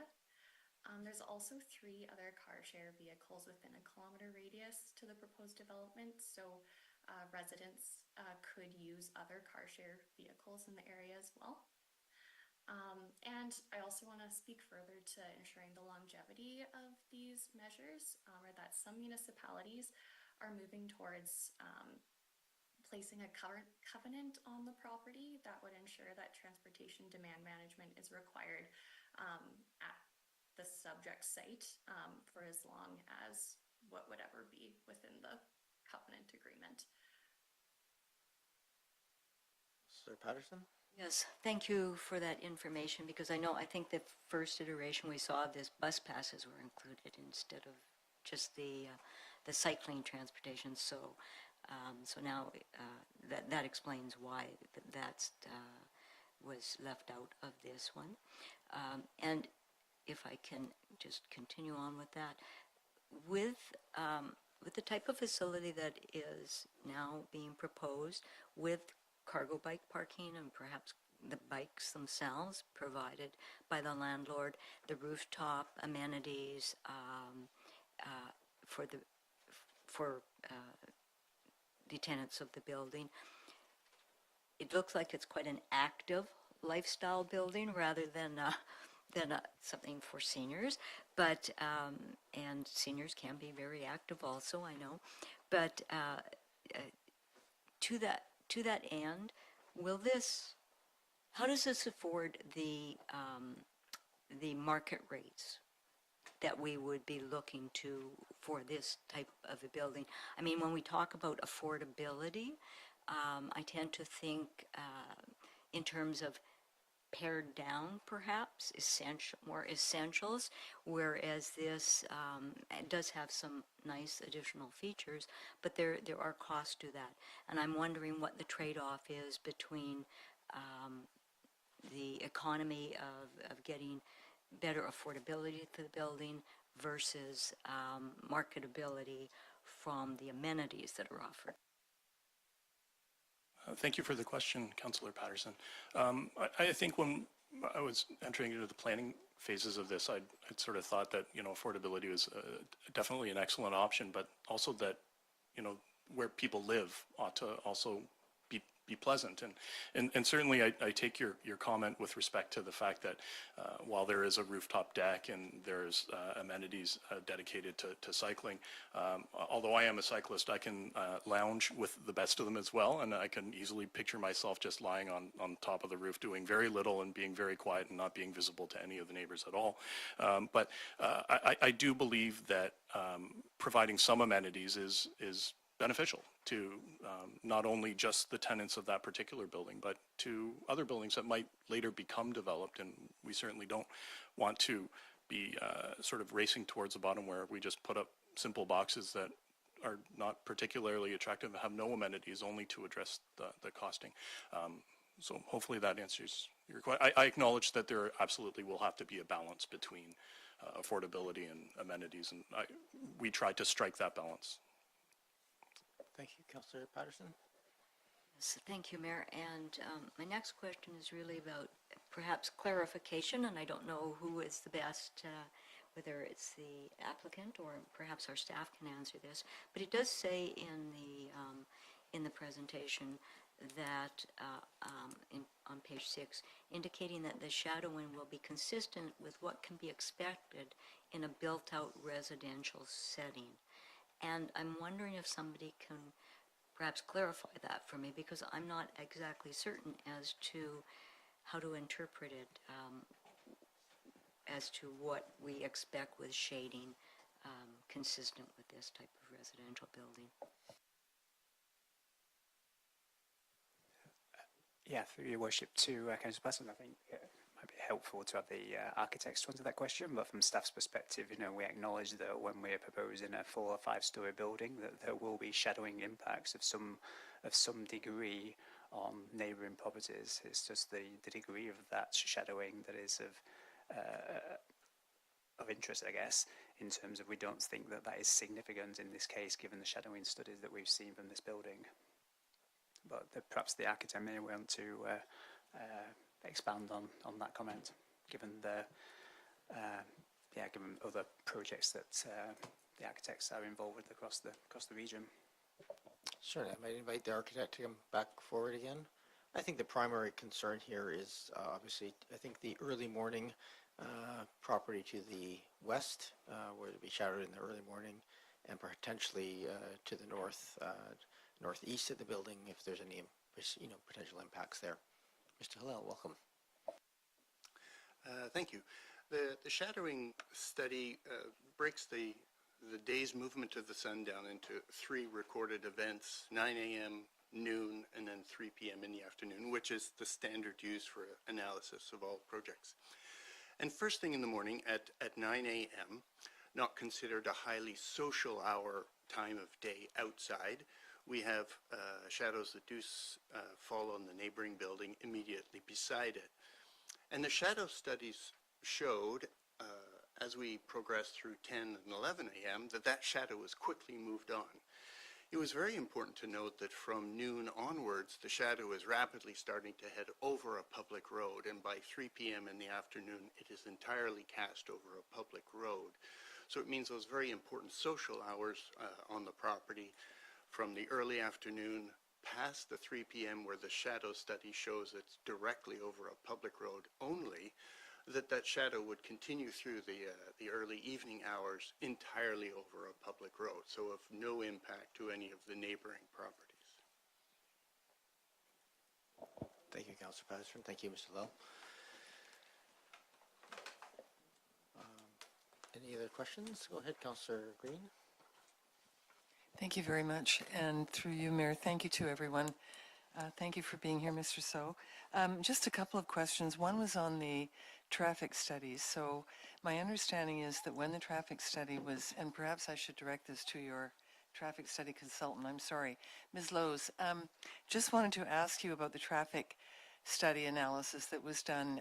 My understanding is that one of the multifamily buildings on Haultain was empty at the time the study was conducted, which would have altered the amount of congestion and traffic in the area, in the immediate area. And I just wondered what streets you were looking at in your study. I'm sorry, I don't have it in front of me, but... No, I'll just give that over to Ms. Lowe's. Ms. Lowe's, if you could just enlighten me on that one. Thank you. Sure, thank you, and through the mayor, thanks for your question, Councillor Green. I believe for the traffic study or the traffic impact assessment, the roads looked at were Eastdowne and Fair, at that intersection. And at that point, I believe it was just the current context that was analyzed.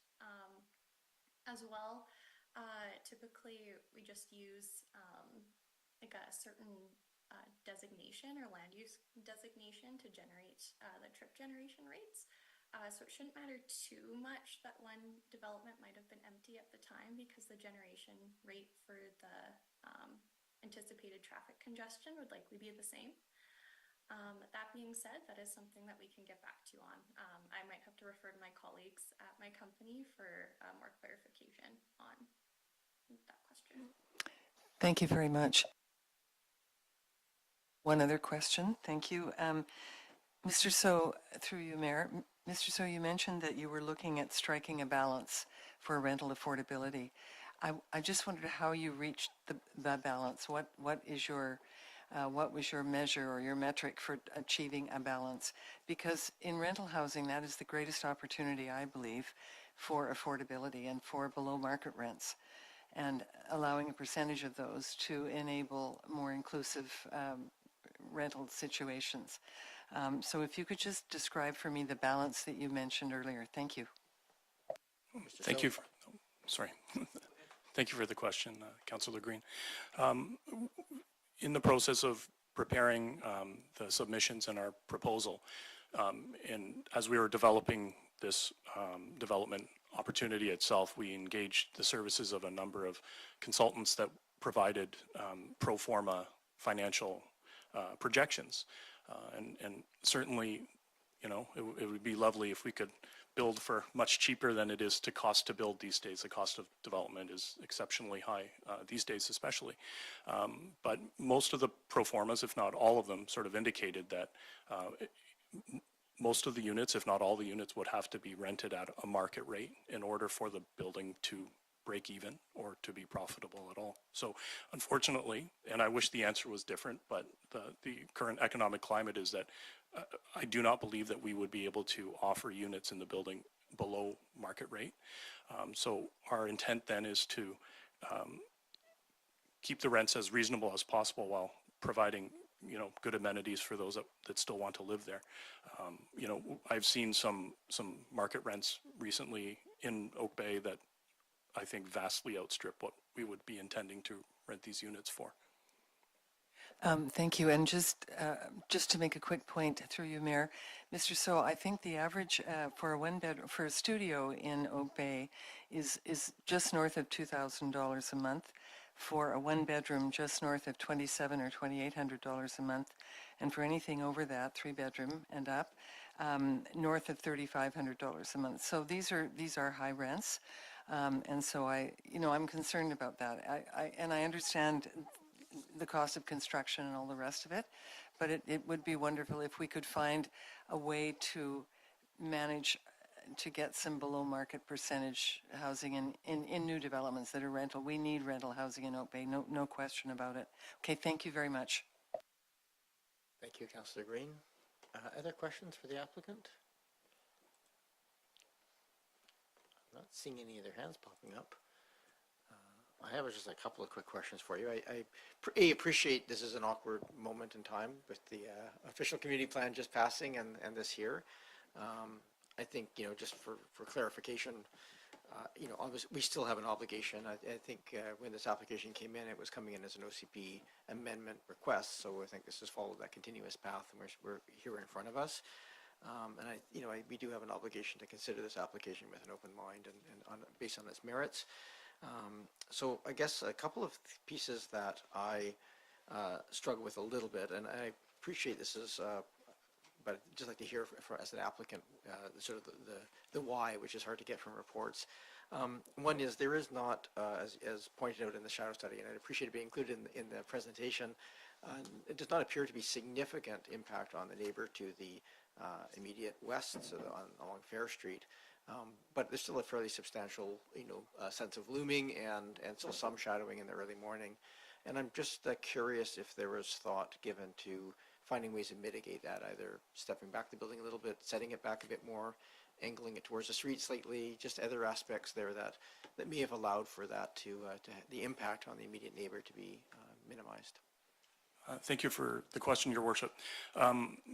When we had originally defined the location, the siting on the property, we wanted to respect the setback requirements as much as possible, and indeed, I think we've done that. During the most recent public information meeting that we had, we heard some additional concerns about the sort of imposing plane that might be visible from the immediately neighboring property, and some thought was given, and myself and our architects have discussed, if Oak Bay had seen it fit to permit a slight rotation of the building, which would result in the setbacks not being measured to the balconies of the front, which are the ones that sort of jut out the most, then to the face of the building. We could actually rotate the building or move the building slightly, such that there would be greater space along that westernmost border of the property, which might mitigate some of the effects on the neighboring property on Fair to the west. Additionally, what we did want to mention as well is that after some of the initial plans, we did hear from some of the neighbors that a four-story building that was a plane, even though an L-shaped and attractive plane, is still a four-story plane.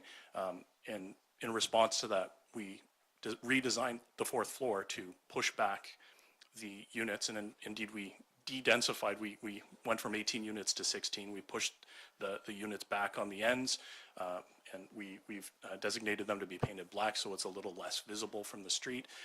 And then further on the rooftop, because we want to be respectful of the neighbor's privacy, we ensured that we then moved the rooftop amenities back so that people on the roof couldn't sort of look over the edge down at the neighboring building. There's actually quite a buffer of green space on the roofs between the edge of the building and where the roof railings would be. Thank you very much for that. I think it's been the issue of parking and transportation demand management has been raised a couple of times, and one of the things it appears in the plans. I want to get confirmation. It looks like there's parking at the ground level, but also parking for bikes down in the basement. Is that correct? Yes, thank you for the question, Your Worship. There's a commuter bike facility on the main level, which is a communal area where all the tenants can lock up their bikes and cargo bikes and that sort of thing. The basement storage that you're referencing are the individual storage units for each of the units. And what we did is when we designed those, we wanted to scale them so that they were much larger than a typical storage unit in an apartment. And indeed, they can fit a bicycle repair stand, a chest freezer, and all of those storage units will be powered as well, so that each of the tenants can use it perhaps as a bike, to fix their bikes or to power a freezer or something like that as well. That's why you probably see the bicycles down in the basement. Okay. We also have an elevator that would help service that, so that people aren't traipsing up and down the stairs with 90-pound cargo bikes. Yeah, that was part of my, I guess, concern, is, expecting people to go up and down stairs with a bike ever is a sort of a disincentive. Appreciate the comment on the rotating. And I guess, in the context of this, and I appreciate, again, awkwardness of timing with the OCP, my interpretation and certainly discussion we had around that was largely around sort of the 4 stories sort of multifamily with sort of 3-story in the transition zones going to sort of the 2.5-story housing pieces. And so I have to ask the question, is this viable as a 3-story project? Yeah, thank you for the question, Your Worship. All the pro formas that were run, without exception, show that this building, although attractive as a 3-story building, is not economically feasible to build and then rent out. Okay, so you require those sort of 3 extra 2-bedroom That's right. addition Yes. on the 3rd floor to make that viable. Is there any mechanisms by which, appreciate it adds value to the building, but by taking away some of the rooftop amenities, those costs come down enough to take some of that away? As I understand it, the rooftop is actually fairly inexpensive to build out. There's really nothing enclosed up there. There's very little concrete or power or plumbing that needs to be drawn up. So unfortunately, the cost of perhaps making this just a flat roof or a solar array or something like that would not significantly decrease the cost sufficiently, unfortunately. That was something we had looked at. Okay, thank you for those answers to my questions. Are there other questions from members of council? If not, we can get on to some discussion and motions and debate. Don't see other. Oh, go ahead, Councillor Braithwaite. I was just ready to make a motion if you're ready for that. Yep, absolutely. Motions are in order. I would move the staff recommendation to deny. Okay, thank you. Is there a seconder? Moved and seconded. Go ahead. Thanks, Mayor. First let me say that I actually really think that this is a really nicely designed building. It has some great amenities. It's a place where I would like to live, especially the unit that has the huge balcony. And I'm wondering if you designed that for yourself. I'm not sure, but there you go. The design is really quite lovely, I think. However, I don't think this is the correct location for this building. Council just adopted a comprehensive OCP update only 1 month ago, as you heard earlier tonight. And that was following extensive public engagement and technical review, and that document clearly designates this site as a residential, and it supports low-density, ground-oriented forms. And approving an OCP amendment for a single site so soon after that adoption really risks, to me, undermining the authority, reliability, and the legal defensibility of the OCP itself. So the OCP explicitly states it provides a 20-year housing supply, and in that context, there's no demonstrated policy necessity to amend the land use framework for this location at this time, in my opinion. And while the OCP allows for incremental density, the intent of the residential designation, which this land is right now, is clearly articulated as ground-oriented, low-density housing forms. And your proposed building does not align with that intent. I think it would be great to have a 4-plex or a 6-plex here. I think that would fit in really, really well with the neighborhood. And I really heard staff say that the housing agreement or covenant could be put in place. However, I also heard them say that that agreement could be taken away at any point in time with just an ask from the owner of the building, and that, so there's no legal assurance that those units will remain rental, and I think it's important that we have those rental units within our community. And so I think that we should be cautious about relying on the rental tenure as a justification where it's not legally secured. And I understand it could be legally secured, but then that could be taken away. So for me, given that the proposal doesn't align with the recently adopted OCP and that staff have recommended denial, I'm not prepared to support an OCP amendment for this site at this time. Thank you. Thank you, Councillor Braithwaite. Other comments? Go ahead, Councillor Smart from Appleton. Yeah, thank you. I won't be supporting the denial. This is one of only 2 housing proposals of this scale that we have seen during our 3 years of this council term. And it provides more housing at a time when our local employers are struggling to hire due to lack of housing availability. In our most widely attended OCP public engagement sessions where we discussed with our community where they wanted to see more housing opportunities, they overwhelmingly supported areas in proximity to amenities and transit, which leads us to the reasonability of seriously considering this proposal today. And so I will not be supporting the denial. Councillor Appleton and then Watson. Thank you, Your Worship. Speaking in opposition to the motion on the floor. With respect to the timing of this coming before Council in terms of its relationship with the OCP, the way that the OCP was implemented and the limitations that are placed on multi-unit housing in the new OCP makes it essentially mandatory that most new types of multi-unit housing will come to Council in this way.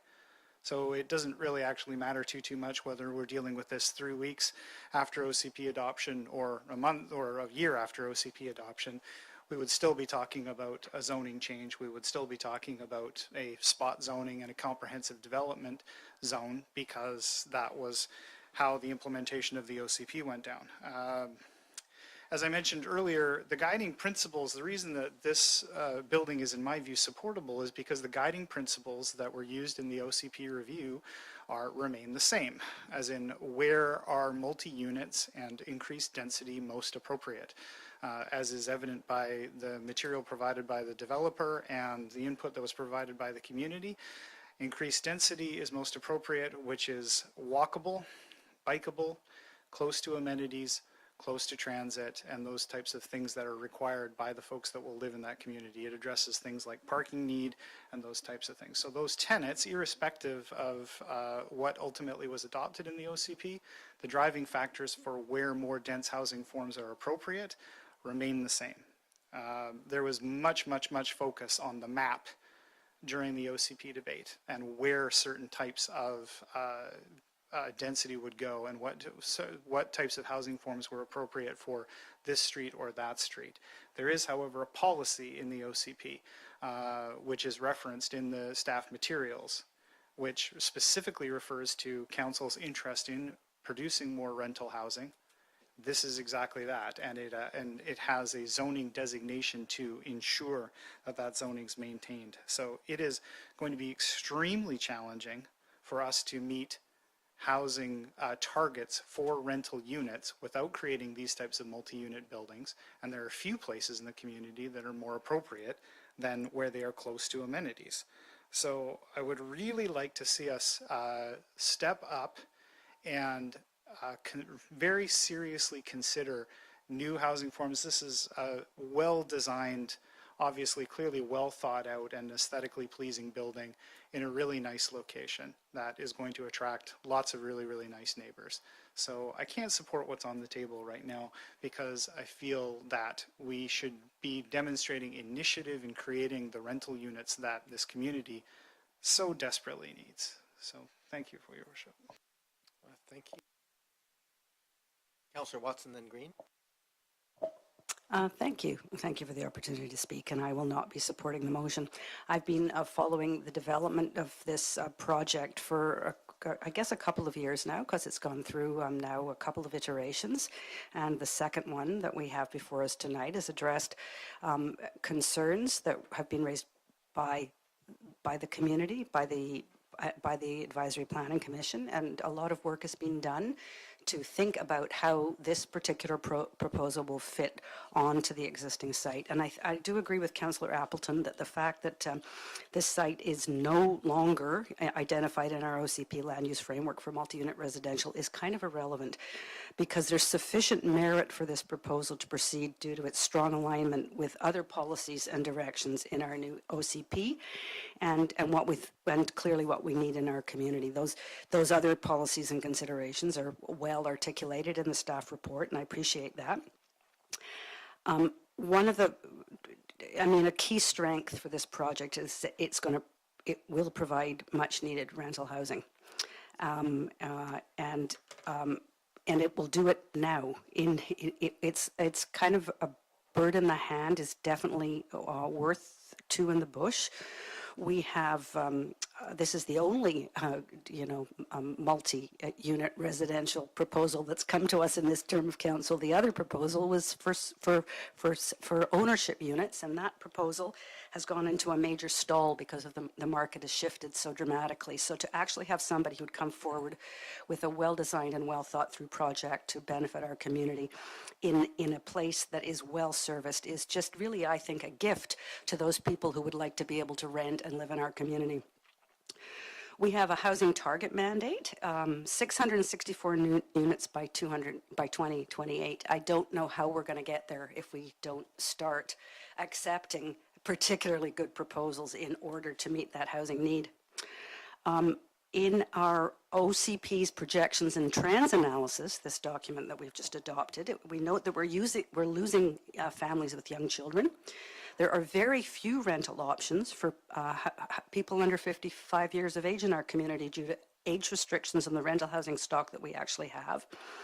And we are losing diversity unless we make changes to our housing stock. And I see this as an opportunity to improve our diversity.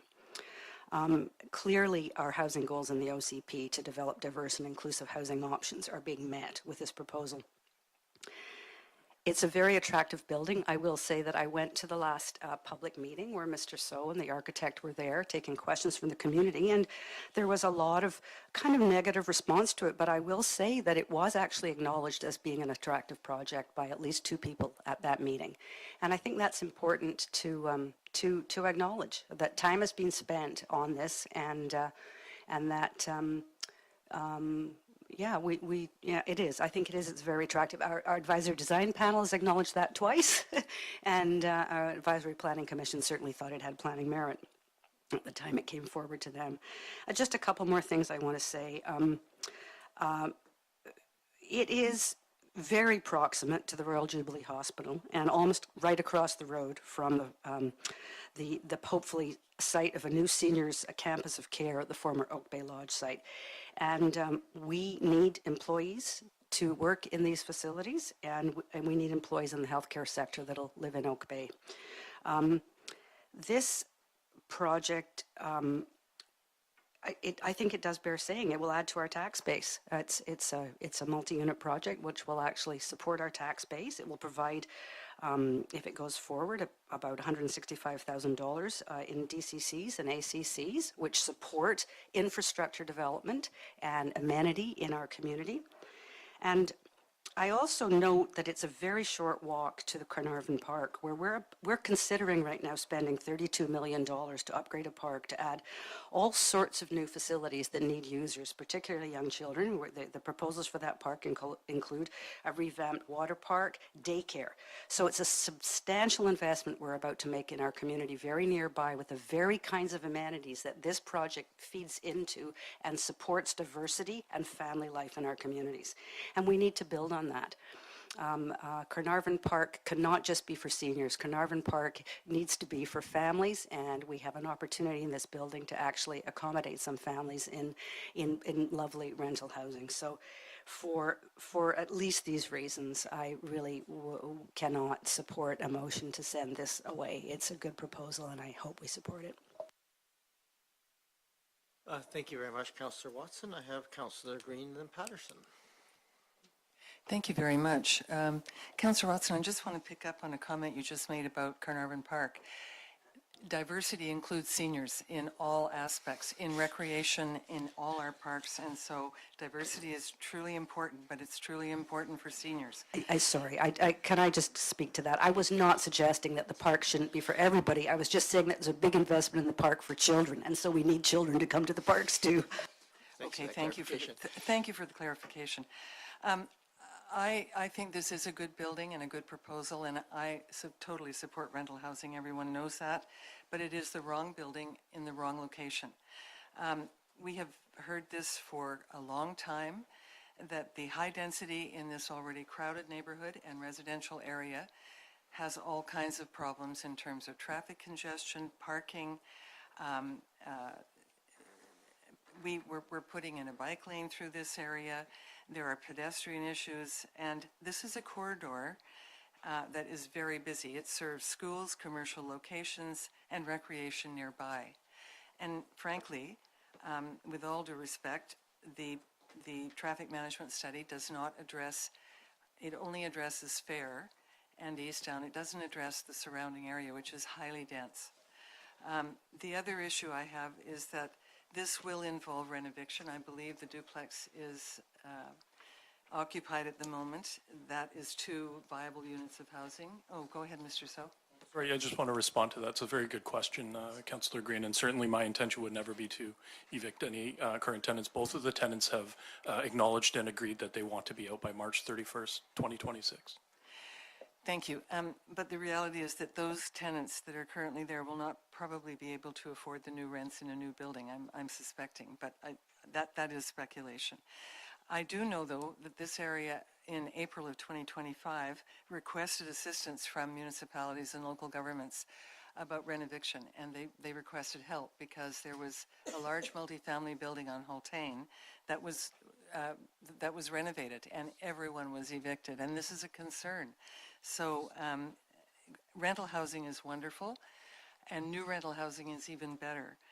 But if it involves renoviction, this is a concern for a lot of people.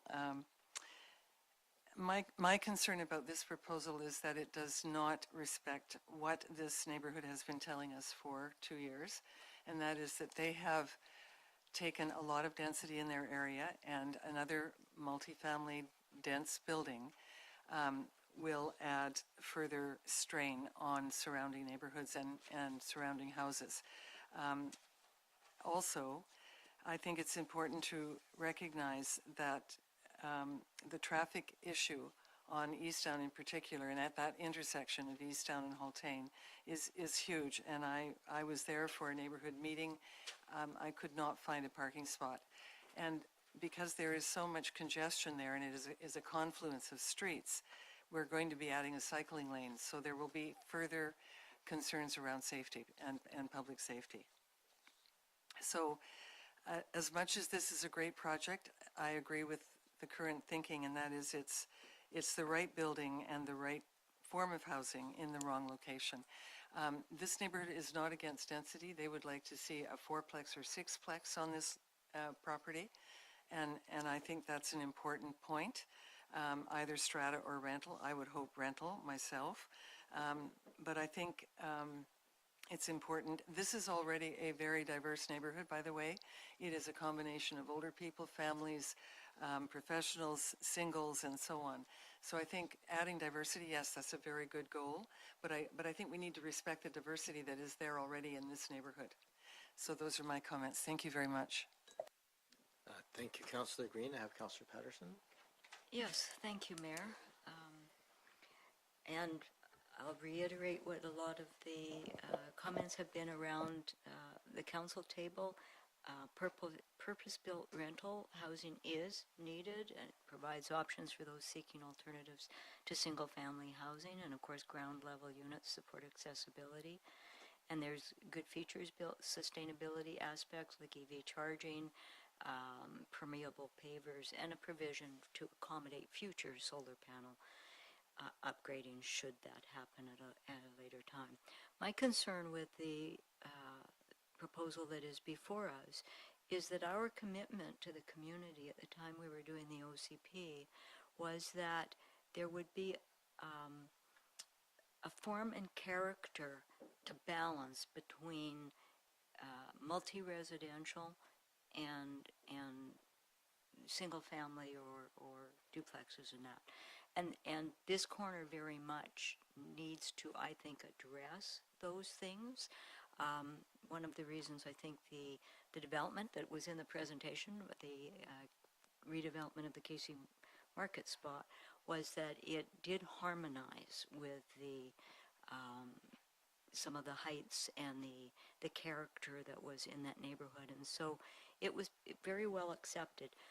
This, although I agree, it's a great looking building. I like certainly the design aspect of it is wonderful, but it does not harmonize in any way with the context of a lot of the residential that is around it. A lot of the comparatives have been made to the multi-story buildings and multi-tenant buildings on Haultain, but this is really the transition corner of where it transitions into duplexes and lower forms of building, and so the scale of it, the massing of the building, although it's a good-looking building, it definitely starts to not take into consideration the properties around it.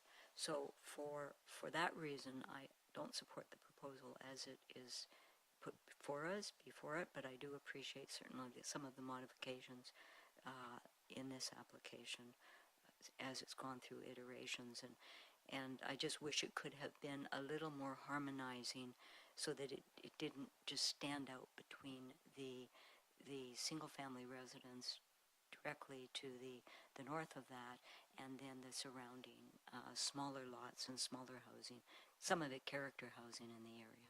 Thank you. Thank you for that, Councillor Patterson. Can I ask, I have a question for the applicant. We talked about the height of the building at 13.8 meters. Do we know what the height of the third-story parapet is? I don't offhand, I'm sorry. Maybe if I might just ask Mr. Hillel if he can find that in the thing, I think it'd be helpful for me to understand sort of some of the context, which is the visual framing of the building in the context of the neighborhood.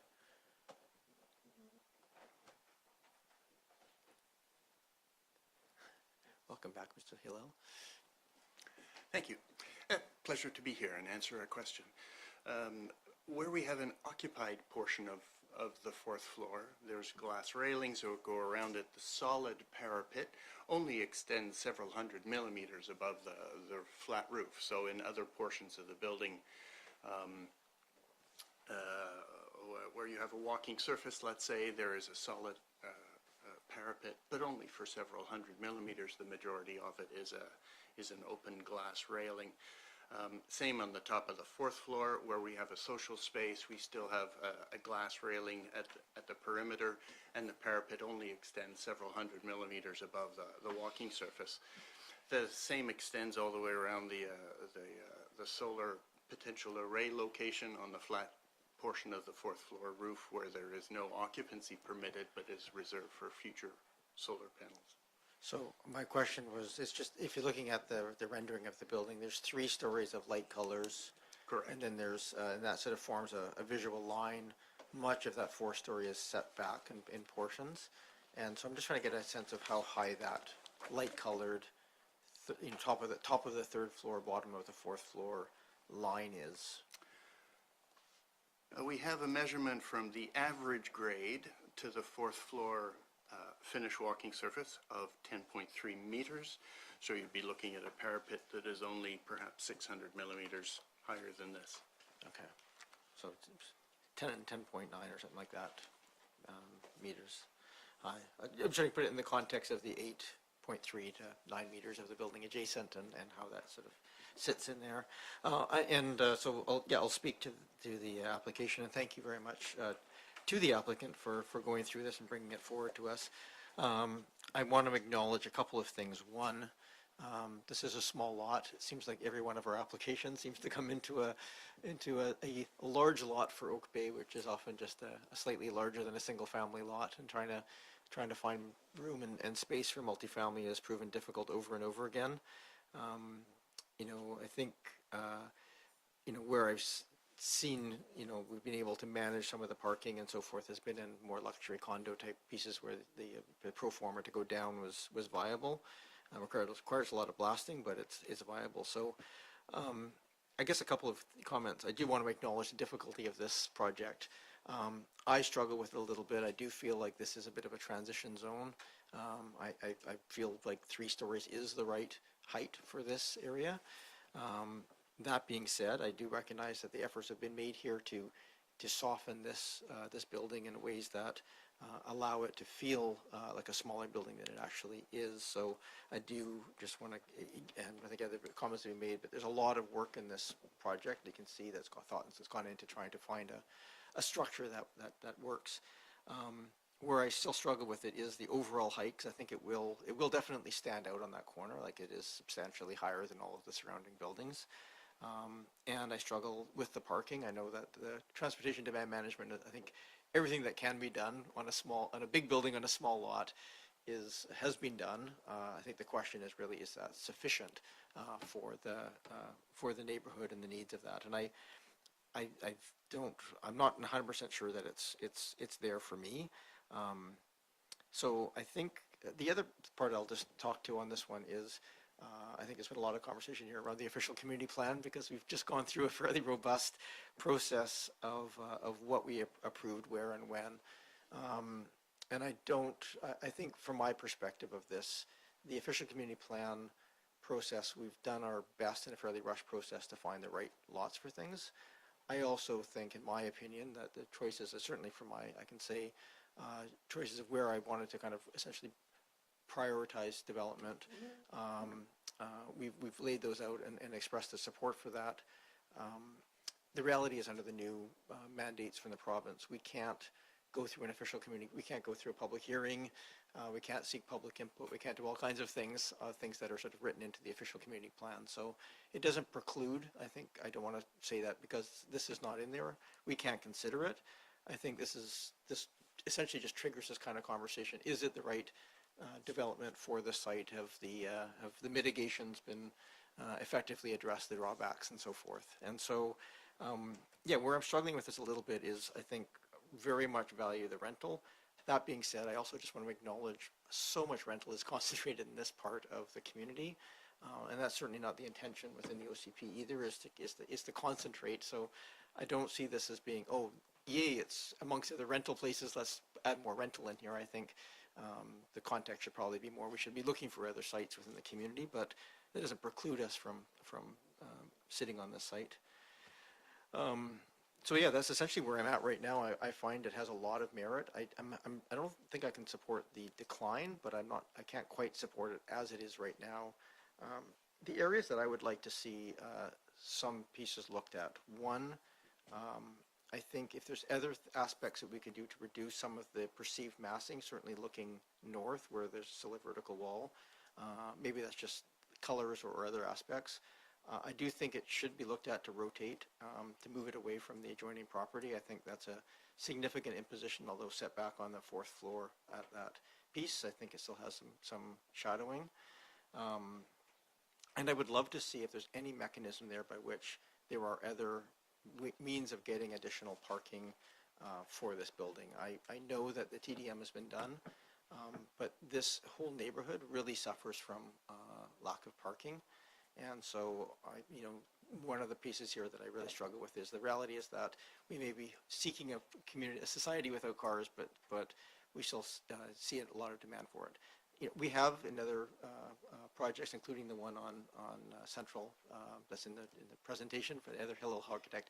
We have approved less than 1-to-1 ratios of parking on rentals in the past, and so it's not out of keeping. But I would like to see if there's any mechanism there by which we might support some adequate car service for the building, because I don't think the neighborhood can support any kind of spillover onto the streets. Realistically, it just isn't there.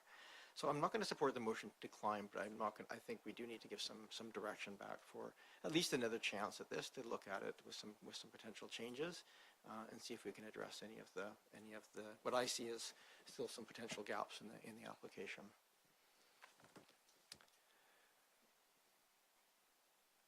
So the motion right now on the floor is to decline the application as it stands before us. I'm not seeing any other conversation. I'm going to call the question. So the motion on the floor is to decline. All those in favor?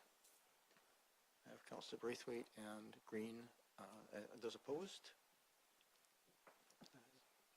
I have Councillor opposed to declining. That's okay. Watson, Appleton, myself, Smart, and Patterson opposed. So it's back in front of us just to give some direction. I'm probably suggest, just given what I've heard around the table, that we might send it back for the applicant to work with staff. And then maybe if we're going to do that, if that motion has a mover and a seconder, I might just ask to go quickly around the table of, even if you're in support of the decline, to maybe give aspects of the building that you would like to see amended, to see some potential for support. Councillor Patterson? Yes, I would like to make a motion to refer this back to staff to work further with the applicant. I think... Let me see if there's a seconder before I move and second it. Go ahead. Yes, I would like to see perhaps it rotated so that it was not as imposing on the other. And if anything that can be done to reduce the height to more of what we wanted to see in the OCP and harmonize it with the transition zones between the multi-residential and the surrounding properties. I think that would be of huge benefit in this area. And I don't know that there is any action that can be taken to ensure that tenants don't have cars, because how do you police that? But I also would like to, if it is referred back to staff, I would like to also have from staff more of some presentation on the sidewalks in the area, because the sidewalks in the area are very narrow, they're very rough surfaced, and so the whole public area, it isn't just about the vehicles that travel on the road, there's also pedestrian travel on the sidewalks. And so I would like to also know what is going to happen in this area with the pedestrian infrastructure around a building that will have very limited parking and is supposed to be open to diverse and inclusive tenants. So I'm maybe just suggest we go quickly around the table. Is there anything, Councillor Smart, you'd like to give suggestions on for when it comes back? Are you? My main concern is the impact to neighbors, particularly the neighbor on Fair Street. And I do feel like rotating the building could potentially be a good strategy to mitigate the massing and overlook of that wall. So I don't have anything new to add, but I will just emphasize that was my biggest concern. Thank you. Councillor Braithwaite? Thanks, Mayor. Obviously, I'm going to be voting against this motion.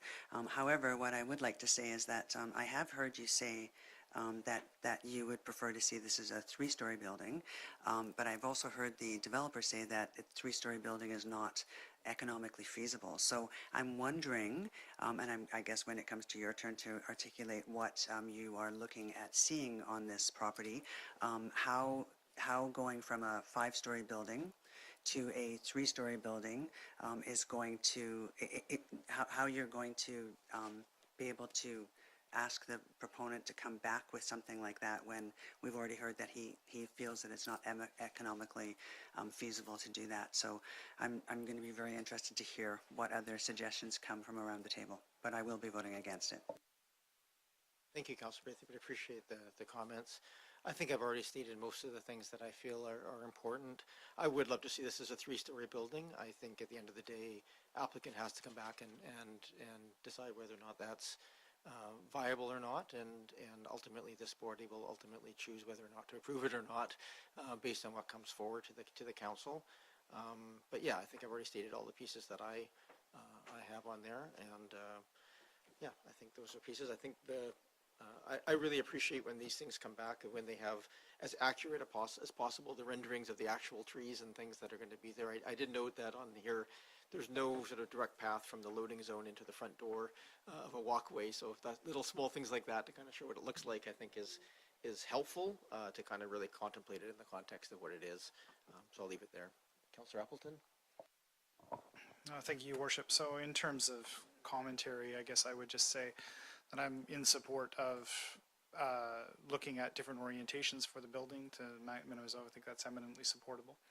I guess what I would say is that I think there's been extensive work done already by the applicant to look at transportation demand management, but I think that if anything could be improved, leaning into that aspect and providing as much transportation demand management options as possible to allay concerns about parking. I would not wish for a positive project to be essentially to be rejected or to be limited in terms of its parking, in terms of providing the parking. So as much as can be done on the transportation demand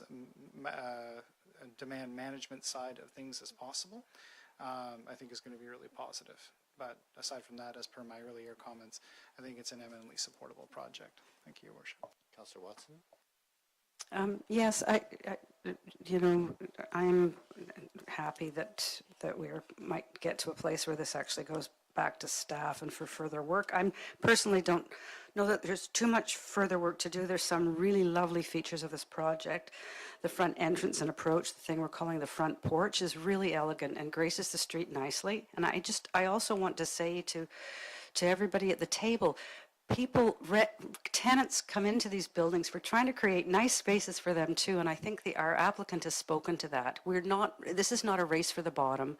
This has to be nice housing that provides amenity for those who live in it. And renters are not second-class citizens. They're part of our community, and so we want quality product.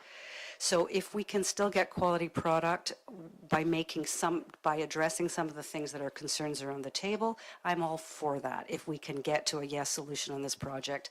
But I don't want to see a race to the bottom by taking things out to turn this into instead of a 4 or 3-story building, just to kind of make it work somehow financially if we end up with something that really is inferior in terms of the housing we strive for and we'd like to have in our community.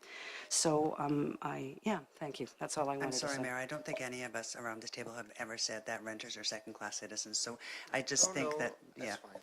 Nobody did, and she didn't say that. Anybody at this table said that either, so I think we're okay. Councillor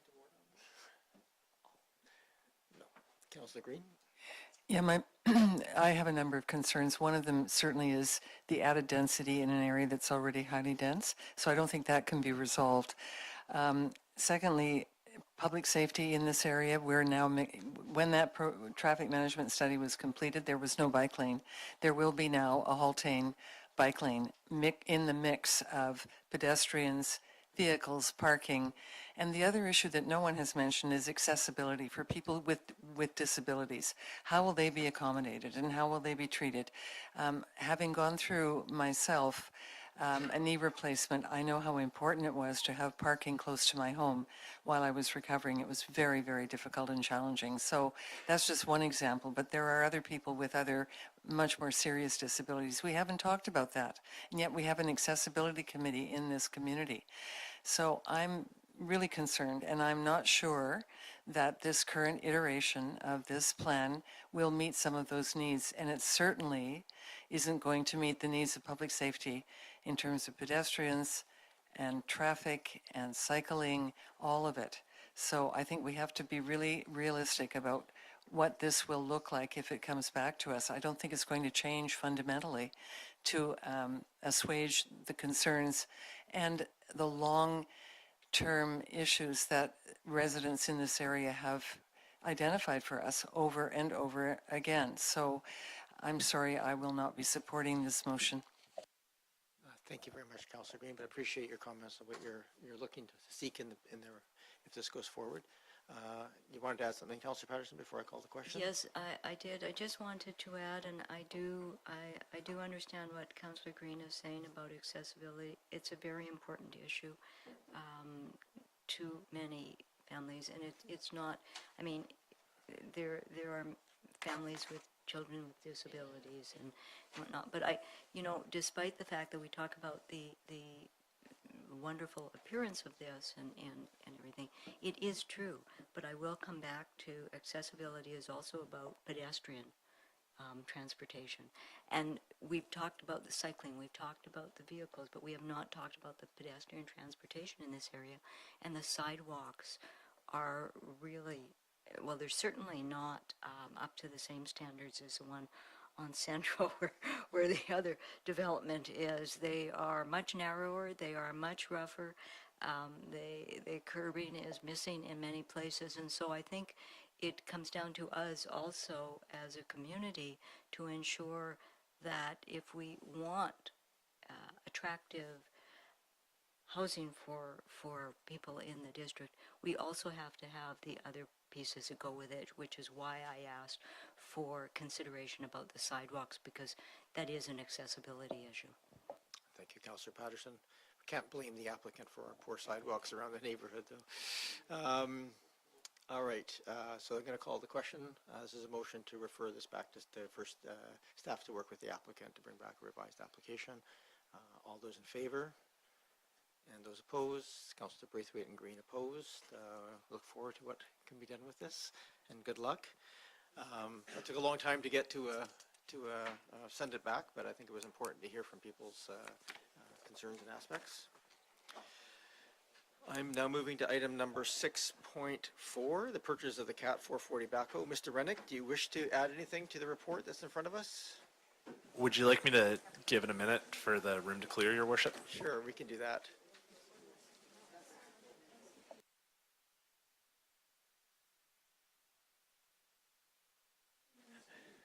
Good night, everyone. I can't believe you're not sticking around for the backhoe.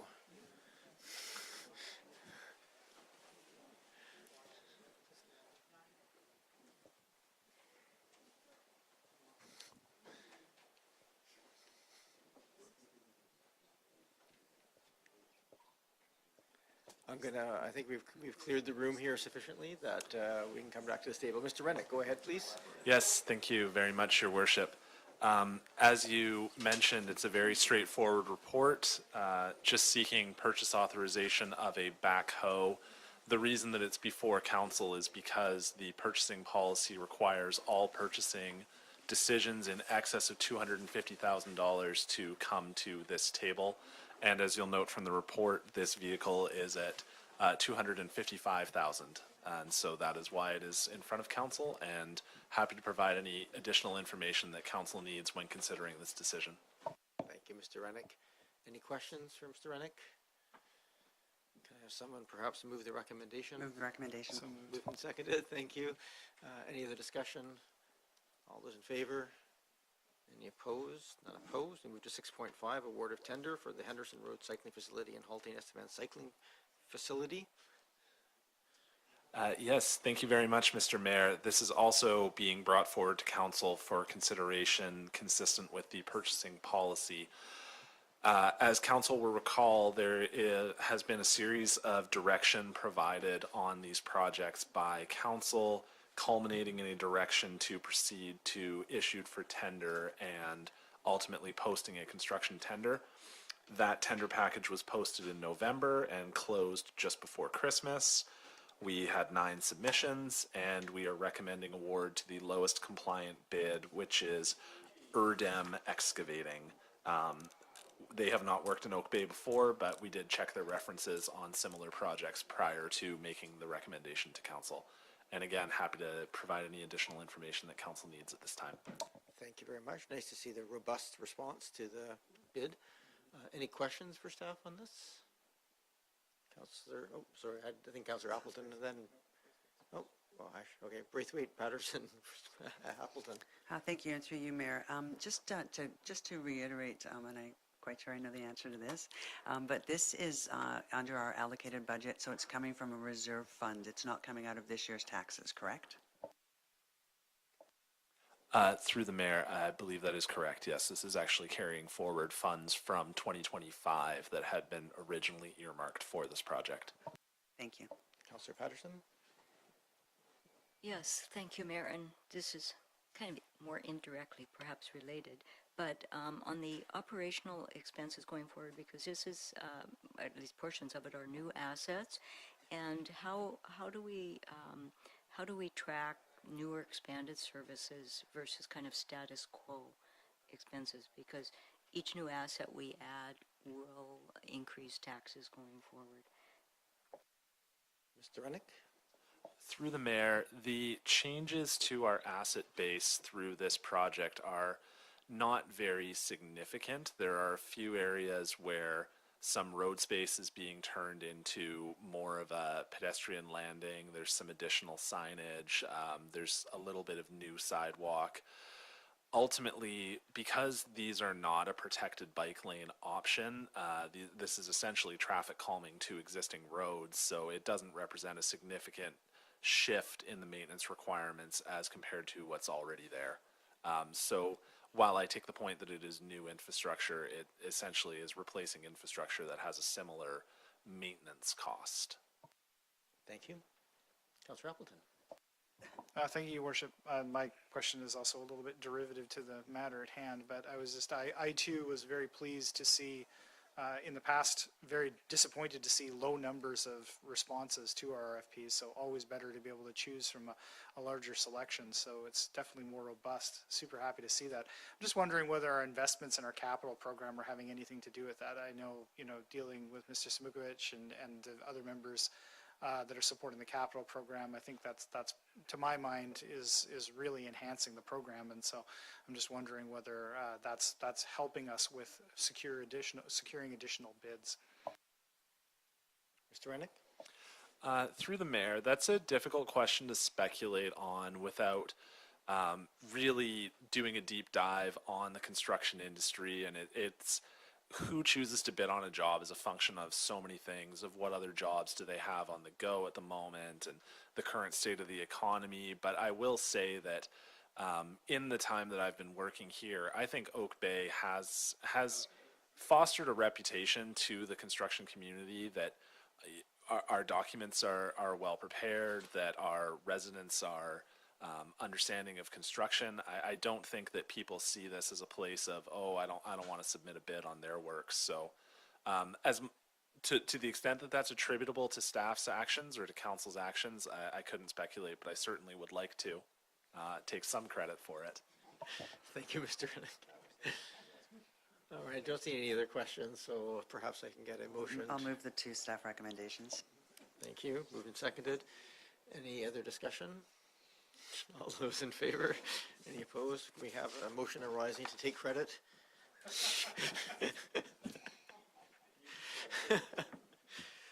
Moving to 7.1, liquor license referrals. This is open for public input right after our entire public left.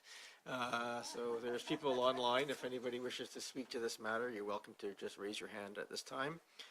This is a liquor license referrals. We have a number of these over time. Mr. Green, did you want to provide any overview of this? Yeah, it's pretty straightforward. Ask to amend the liquor license to allow them essentially to serve liquor from 9 o'clock in the morning to 11 o'clock in the morning, which is what they currently allow. So I guess people at the golf hall would like to have a breakfast mimosa before they have a round of golf. Thank you very much. And ultimately, this is just, basically we're opting out of the comment because we always have this piece. So we're not approving it, we're just not engaging if this passes. Any other questions from members of council? All right. Can I have maybe a motion? We can move all things together. So moved and seconded. Any other discussion? All those in favor? Any opposed? None opposed. That carries. We go to new business. 8.1 was dealt with through the other piece, so we're moving to 8.2.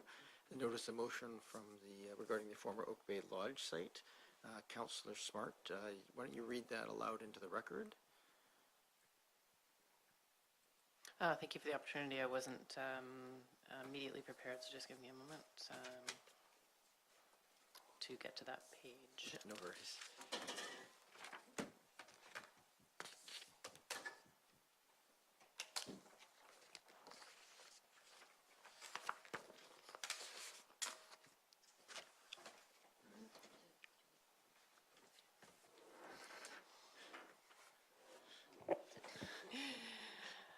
it's a long agenda.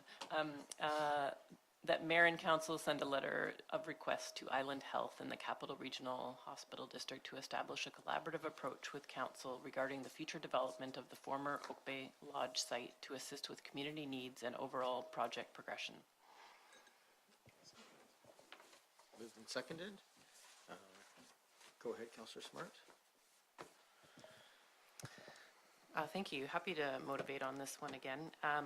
I'm really excited about the potential for Oak Bay Lodge site, and we've seen so much interest in our community currently in really moving this forward, and I do feel like we could really benefit from a more relationship-based approach, and I feel like there's more opportunities for us to reach out and potentially come up with a more collaborative model to ensure that we're involved enough to an extent to really bring forward the community's interest, and I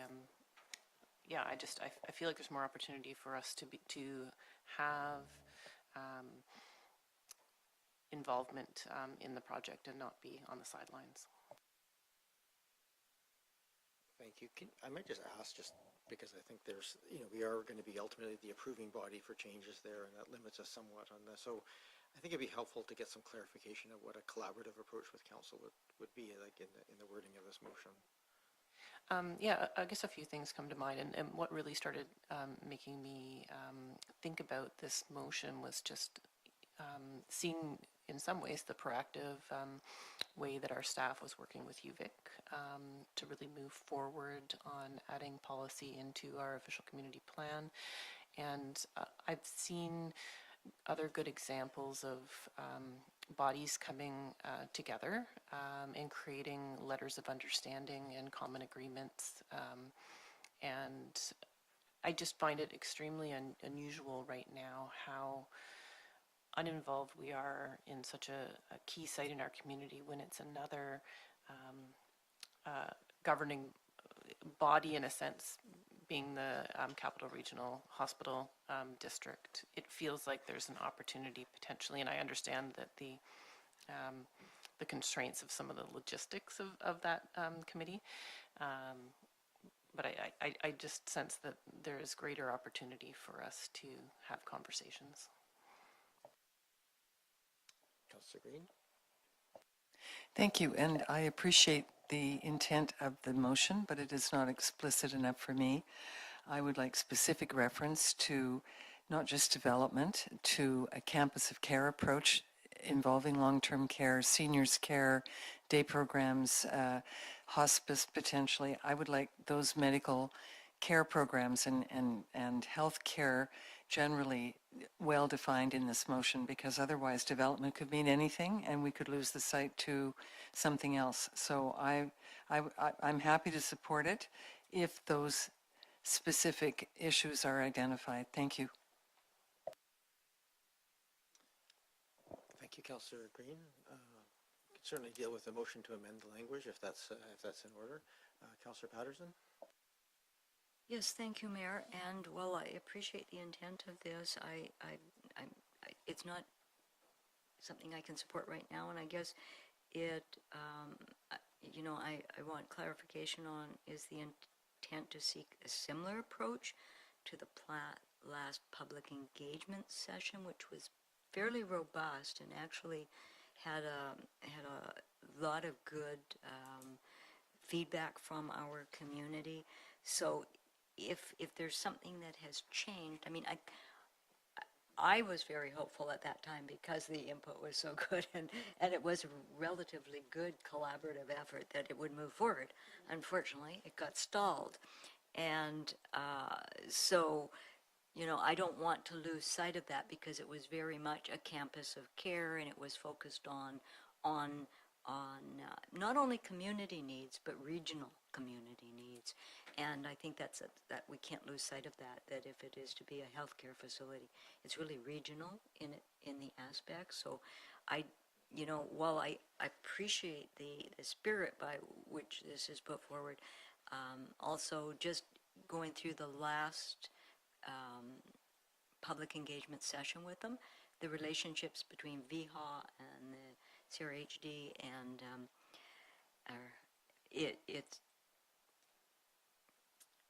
there are complexities to it, let's put it that way, that prevent us from just offering up a collaborative approach and we'll all work together. I learned pretty easily the last go-round that wasn't going to be. So, you know, if it is substantially changed, then I'd like that articulated.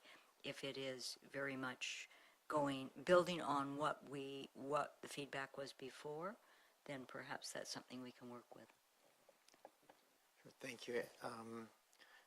I'm a little bit limited in terms of sharing what's happening at the hospital district piece, and in fact the board hasn't been updated necessarily on this, but I think it's fair to say there's a lot of conversation when work happening staff to staff at the hospital district and Island Health and going to the province with that ask.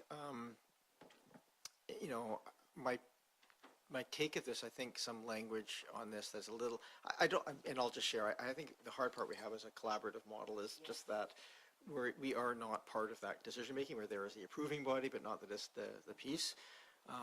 But it might be worthwhile just that we write to Island Health, to the province, and to the hospital district, and just express support for both the campus of care model, and just affirm that this is a priority project for council, and leave it kind of in those kind of terms, because I think that would, just give all the people around it know that we still want this to happen, and that we're not going to be the barrier to this, but not, it's very hard for the council, certainly the staff as it advances might be helpful. So that'd be probably my suggestion on this, is that we maybe just tweak the language a little bit more to just write to the bodies that are working on it, and just make very clear to them that, yes, we want a campus of care.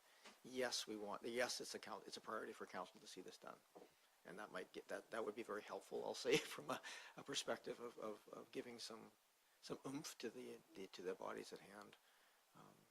At the end of the day, this is going to come down to some dollars, but I think that would be helpful. So I don't know if the mover is amenable to something along those lines from a language perspective. Yeah, definitely. I could imagine striking to establish a collaborative approach with council and insert to express our continued support of a campus of care. I generally am really just wanting to show our continued commitment as you describe. The only thing I would add to what you're describing in addition to the letter would be to also potentially put out an invitation to welcome them to make a presentation to council when the time was right for, and to the community. I think the community would love to hear what is going on when the time is right, understanding that there's complexities to the process. So. Sure.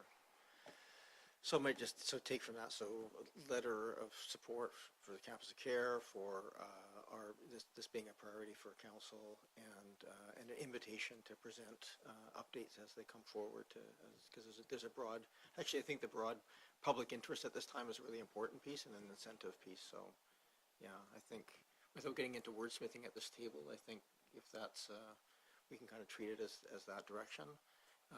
Ms. Anderson, is that sufficient from a slight tweaking of the language perspective, or do you want us to come up with the exact wording at this point?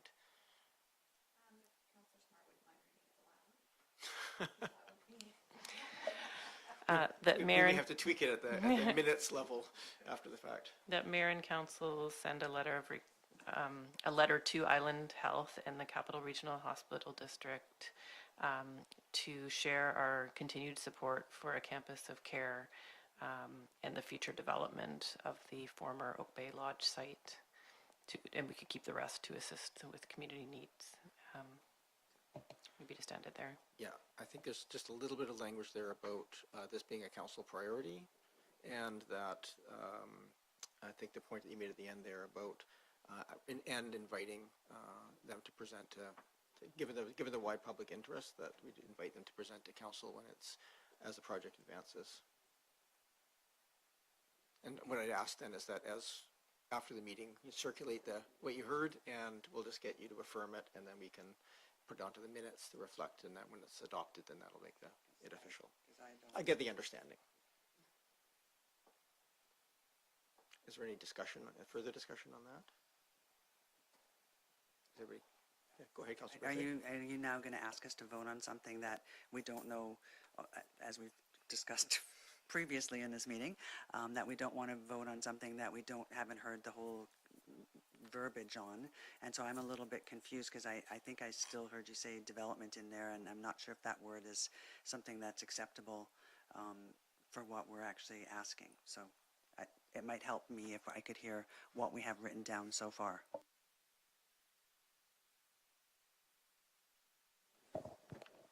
Certainly. The mayor and council sent a letter to Island Health and the Capital Regional Hospital District to share continued support of Campus of Care as a council priority project and the future development of the former Oak Bay Lodge site to assist with community needs and overall project progression, and invite to present to council as the project advances. I think the gist is there, probably a little fine tuning if the language is all that's required, but it captures the gist, I think, of what you were saying. Can I just make one suggestion on that? Can we also include the province in the letter? I think it would be important for that to go to the province as well, so all three parties at the table currently are aware of the support. I mean, I'm very happy, by the way, to just draft something and circulate it to council. I think we're never giving a direction to write a letter. It's generally just to give you the general context and the authority to do it. Yeah.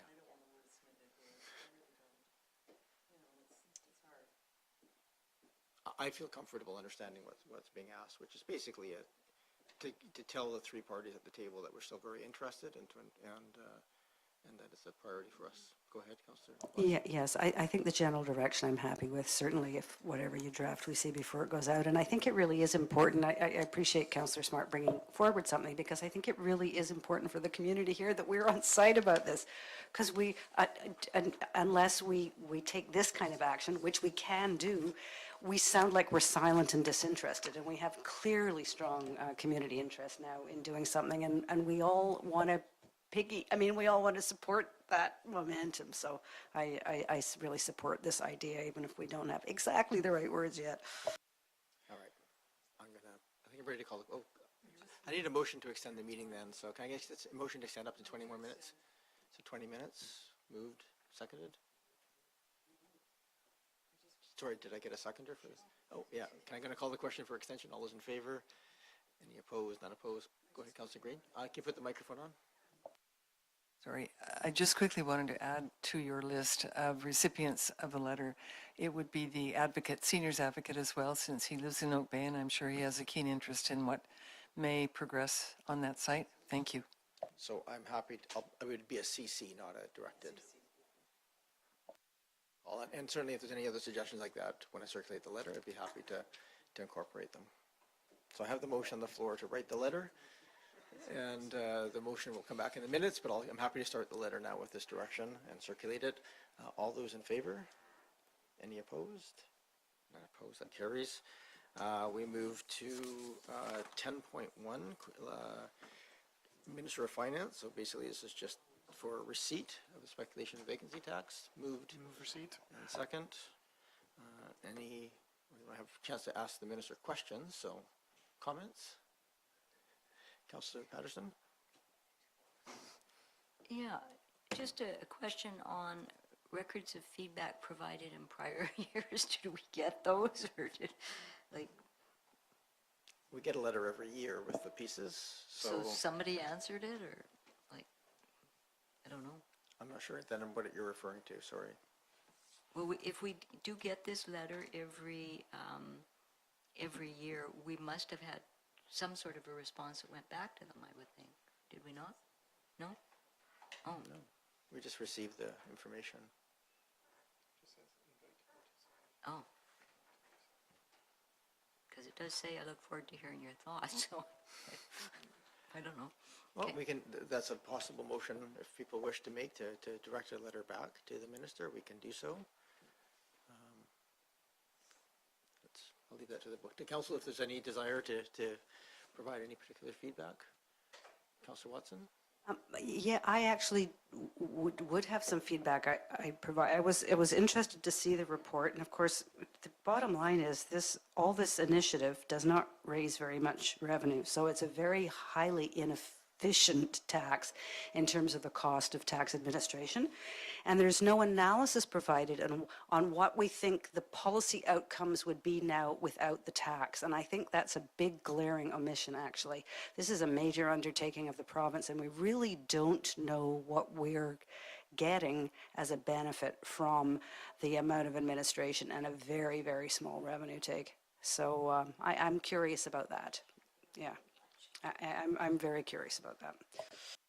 Well, if you wish, we don't have a lot of, I don't think, room at this table tonight to go through an analysis of financial policy. That being said, I think if there's a desire from this table to give some feedback, a motion to direct me to write a letter back to the minister, collating feedback from council, then we can do it offline, and I can draft a letter. So if that's something that people feel it's worthwhile providing feedback on, I'd be happy to do so, and then take the feedback and generate something.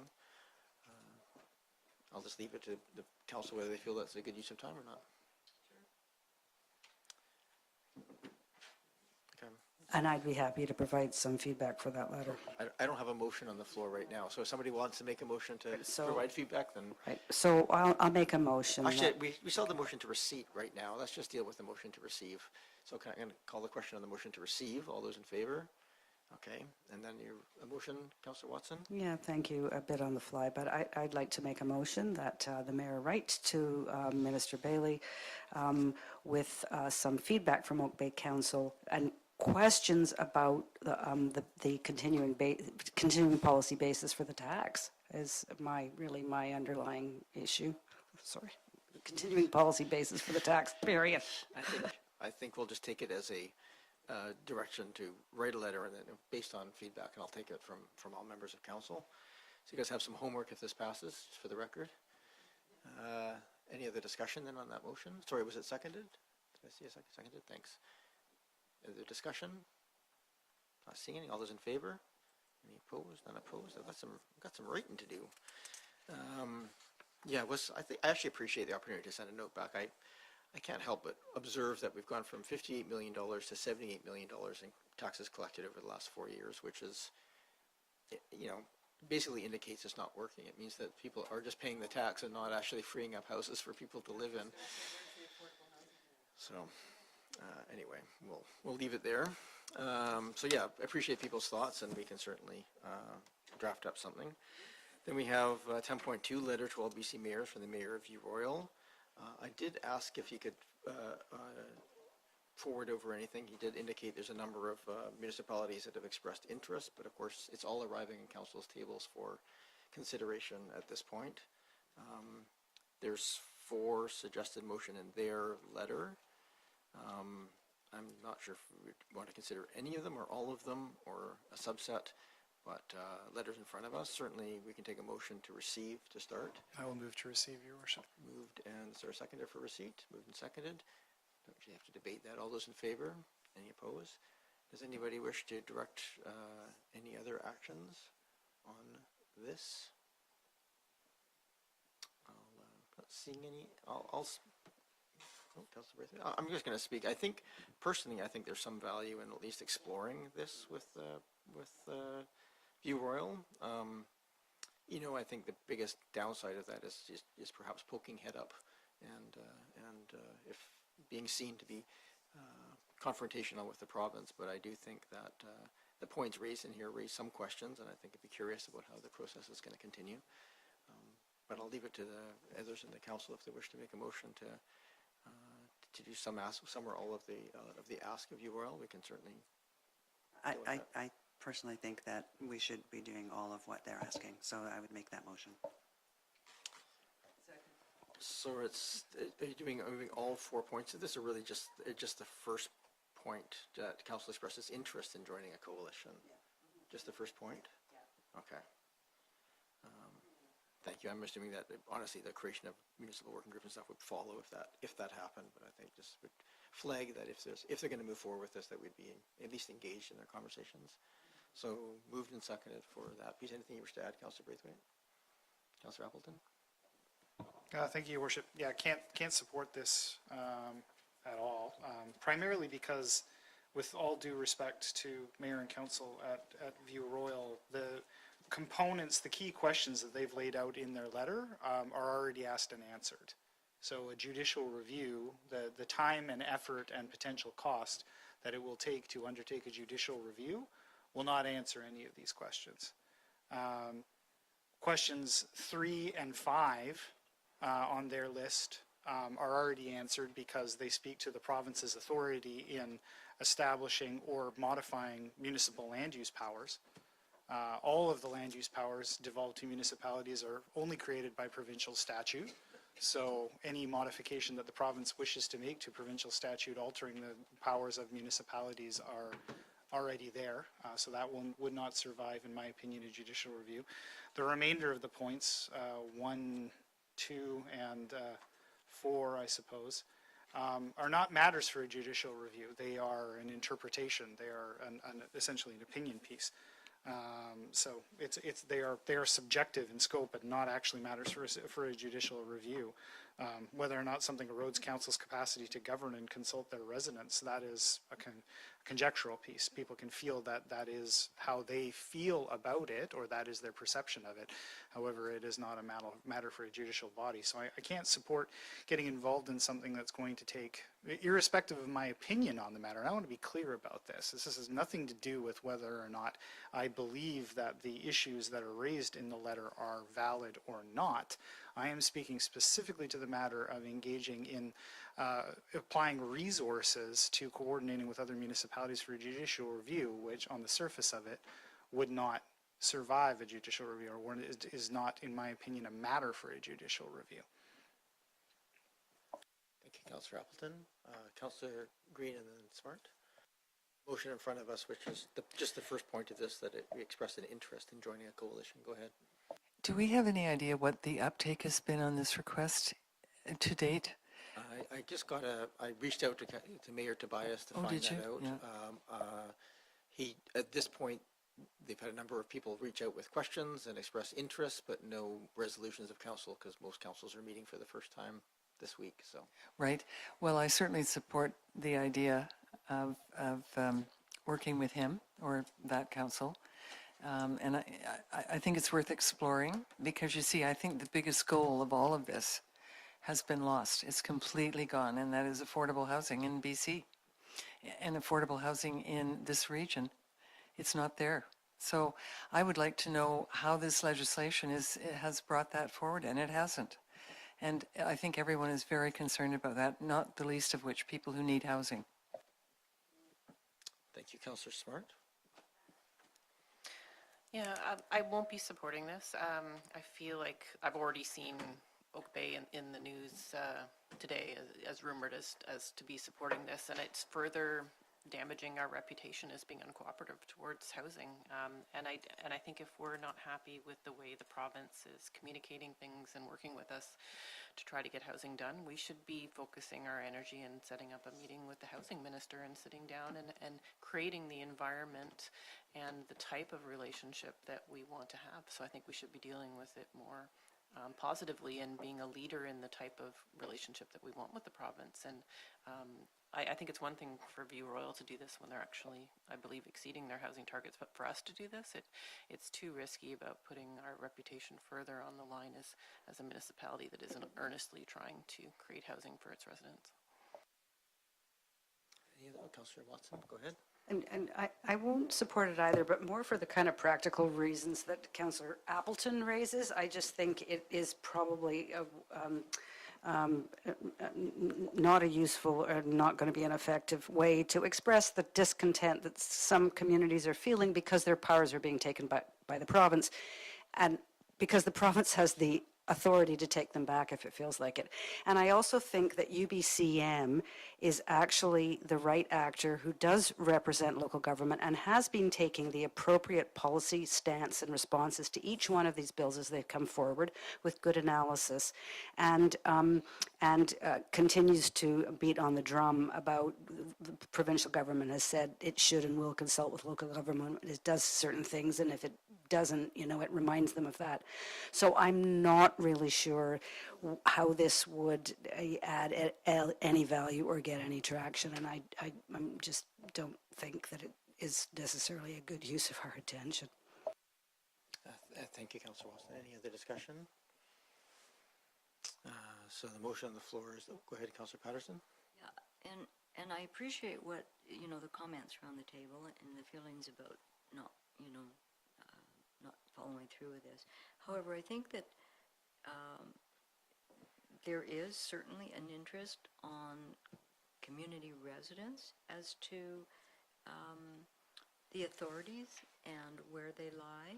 And so I think that it's, this could clarify that in a way, and depending on what the cost was. If the cost was absorbent, then then it wouldn't. But I think that given that all of these housing orders are coming down on municipalities without the funding that is needed to provide the infrastructure and the amenities that go with that, I think that,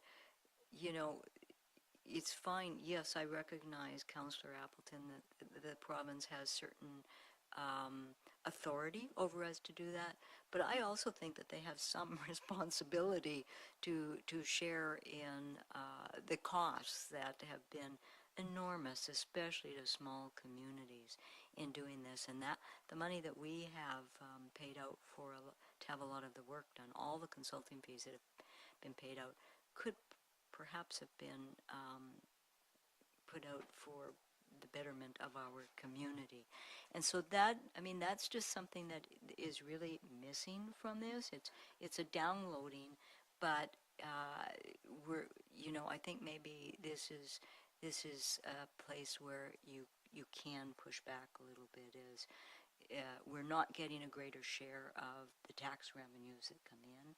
And yes, it's great, as we talked about earlier, businesses need housing for employees, but the businesses make the money and they pay the revenue to the province benefits greatly, the municipalities benefit very little from it. And so, we're getting so much downloading without the reimbursement, and I think that's where something like this can perhaps look at those aspects and articulate them and push back a little bit. So that's my thought. Thank you, Councillor Patterson.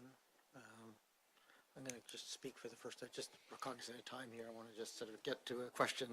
So I'm going to speak in favor. I think what the View Royal Council has put forward here to ask the question is 100% in alignment with what UBCM has flagged as their concerns, which is that these changes have been imposed without consultation. In the Local Government Act, to my mind, I appreciate the opinions are this is a good explanation of why I think this is actually valuable. I heard